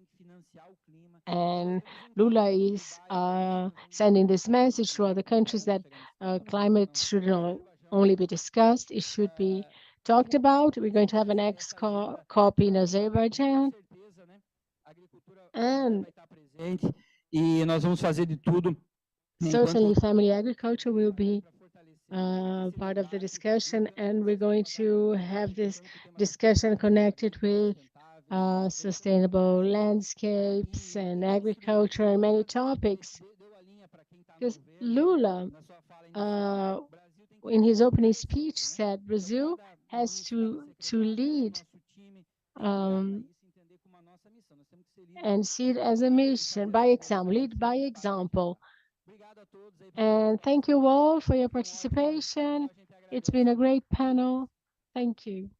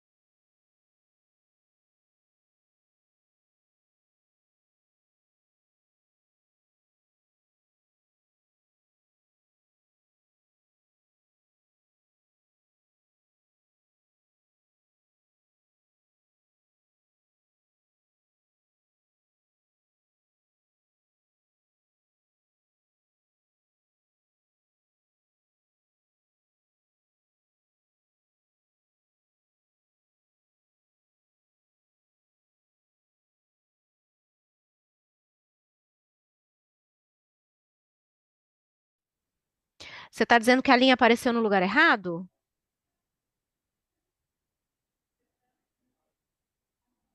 Ué, parece mesmo. Hello, it's a pleasure to be here to celebrate this cooperation between the Bank of Brazil and the Ministry for the Environment to fund and scale bioeconomy in the Amazon. And before we start our conversation with Sancerone and Karine, great friends, we're going to play a short video.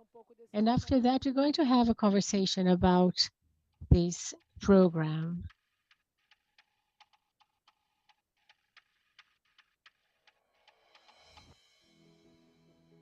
A bioeconomia se baseia no uso de recursos renováveis de matéria-prima e em processos que reduzem impactos no meio ambiente, respeitando povos tradicionais e os biomas brasileiros. No mundo, a bioeconomia já movimenta cerca de 2 trilhões de dólares por ano, sendo 176,6 bilhões de dólares focados em sistemas florestais, o que mostra a força e potencial desse segmento. No Brasil, a bioeconomia tem potencial para incrementar o PIB em até 300 milhões de dólares com a expansão de mercado. Podemos oportunizar novas cadeias de valor e novos produtos, integrando o conhecimento de povos tradicionais com os avanços tecnológicos e científicos. E isso já acontece hoje na prática. A produção brasileira de açaí, fruta nativa da região amazônica, é utilizada tanto na gastronomia quanto pela indústria de cosméticos. O açaí ambientalmente é perfeito porque ele não tem extração de madeira, não derruba árvore, somente colheita de fruta. 90% da produção acontece no estado do Pará, o que gera uma economia local de cerca de 5 bilhões de reais por ano. Nós temos hoje mais de 1.000 famílias cadastrados e certificados.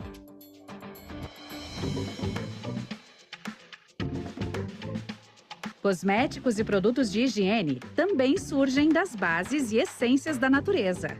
A semente que a gente traz do campo se transforma num produto final e fecha todo esse ciclo incrível de produtos e de matéria-prima. Tem muita sinergia e é ali que a gente gera valor para todos os elos da cadeia. Nosso objetivo sempre foi trabalhar com os frutos da natureza. Então hoje a gente consegue tirar o sustento da nossa família.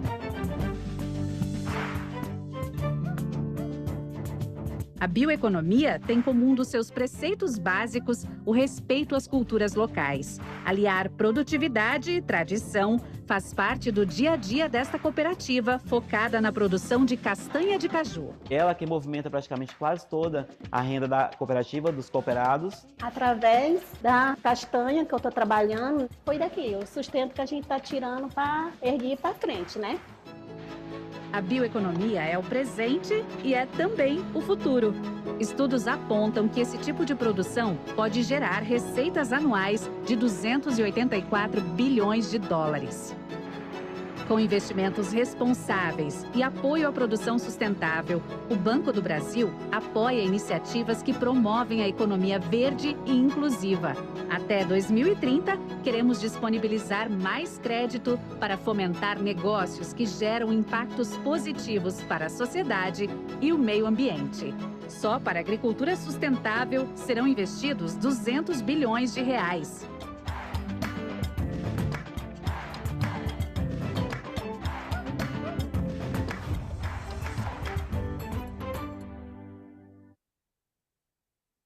Excelente. Excellent. So here we have José Ricardo Sanceron, Vice President for Governance and Sustainability of the Bank of Brazil, and Karina Pimenta, the Secretary for Bioeconomy at the Ministry for the Environment. And Karina is not only a secretary, but she's a great entrepreneur. She played an important role in promoting bioeconomy value chains in the Amazon. She's well aware of the need for technical words to structure these chains. And Bank of Brazil is the one with most capillarity in the region, that knows the people there, and that is in a better position to scale bioeconomy in the region. So it's a pleasure to know that you're combining efforts to work on the technical aspects of public policy. Ontem, né, a gente estava num And painel. yesterday we were at a panel with the World Bank and the Inter-American Development Bank, and they're raising funds for bioeconomy, which is a great piece of news. So now I'd like to give the floor to Karina. Thank you. First, I'd like to say it's a pleasure to start this cooperation with this topic that is so important for the environment, for the Amazon and the financial system. I think it's really brave that Brazil has been very brave in approaching and designing plans for bioeconomy with partners who know the reality of the region, and we see that we need to establish partnerships. We need to build those spaces and work together. And the bank has this amazing capillarity and is really able to reach these areas in different regions of the Amazon. And we, the ministries, are structuring a policy to support that and a development plan to ensure that the strategies from the financial sector and also dissemination of practices and techniques that help increase productivity and feasibility of these initiatives, and also exchange of knowledge. And I think this includes financial education so that all these lines of credit that the bank is considering really generate a virtuous development cycle. I think having the Ministry for the Environment working together with the Bank of Brazil is going to be great, because we're going to be able to build those bases. And so we're very happy. It's an innovation for the ministry to work with the financial sector. That's what we are wanting to do in our bioeconomy strategy, and the financial sector will play a central role by creating programs, plans, and strategies that will reach these different areas. So I'm very happy with the result of the program. And you look at the communities and the diversity of production that we have. It's a great challenge we'll be facing together. And the ministry and policies are at your disposal for us to be able to coordinate these actions and make them successful, so that this would attract even more investment to the Amazon. Because there's very little investment in the Amazon. People say that they're not in. Estratégia de negócio, estratégia That it is interesting, but we need commercial strategies and a lot of commitment to make it. So thank you very much for the partnership. I think we're starting a lovely journey together. Thank you, Marina. Thank you, Karina. At the Bank of Brazil, we're very proud of having established this partnership, because I think it's going to be very fruitful. It's not a small challenge we have ahead of us, but we know that without our presence in the whole of the legal Amazon, we have capillarity, we have agencies in every state and in many municipalities in the Amazon. And the great challenge there is being able to fund, to offer credit to these populations that live off extractivism, fishing of pirarucu and other types of fish from the Amazon, because we know that many of these people are not even official owners of the land.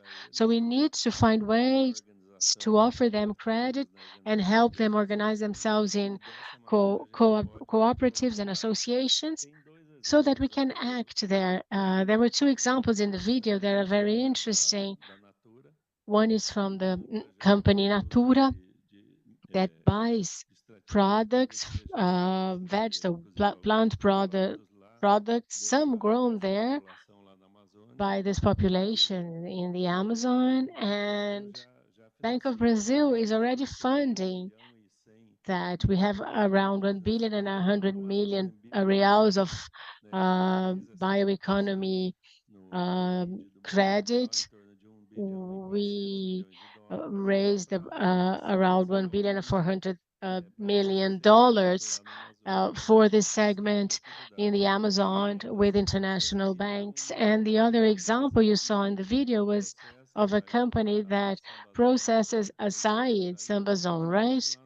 And sells it in the US. They have around 1,000 points of sales in the US with acai from the Barcarena region. And they also have a unit in the state of Amapá. And they do that with co-ops and small producers of the Amazon region. So funding this, granting credit to this company means that we're going to be offering these contracts and we're helping them in their sales and exports of acai.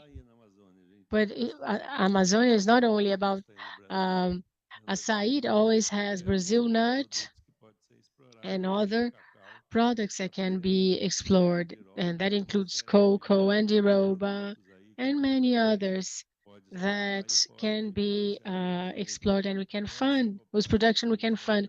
So that's why the cooperation with the Ministry of the Environment is important, because we're helping preservation, but also supporting an economic activity, especially for small producers.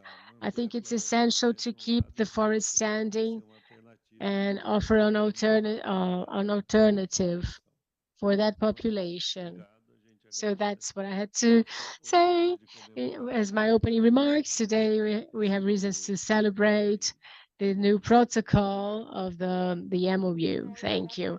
Thank you. Congratulations, everyone.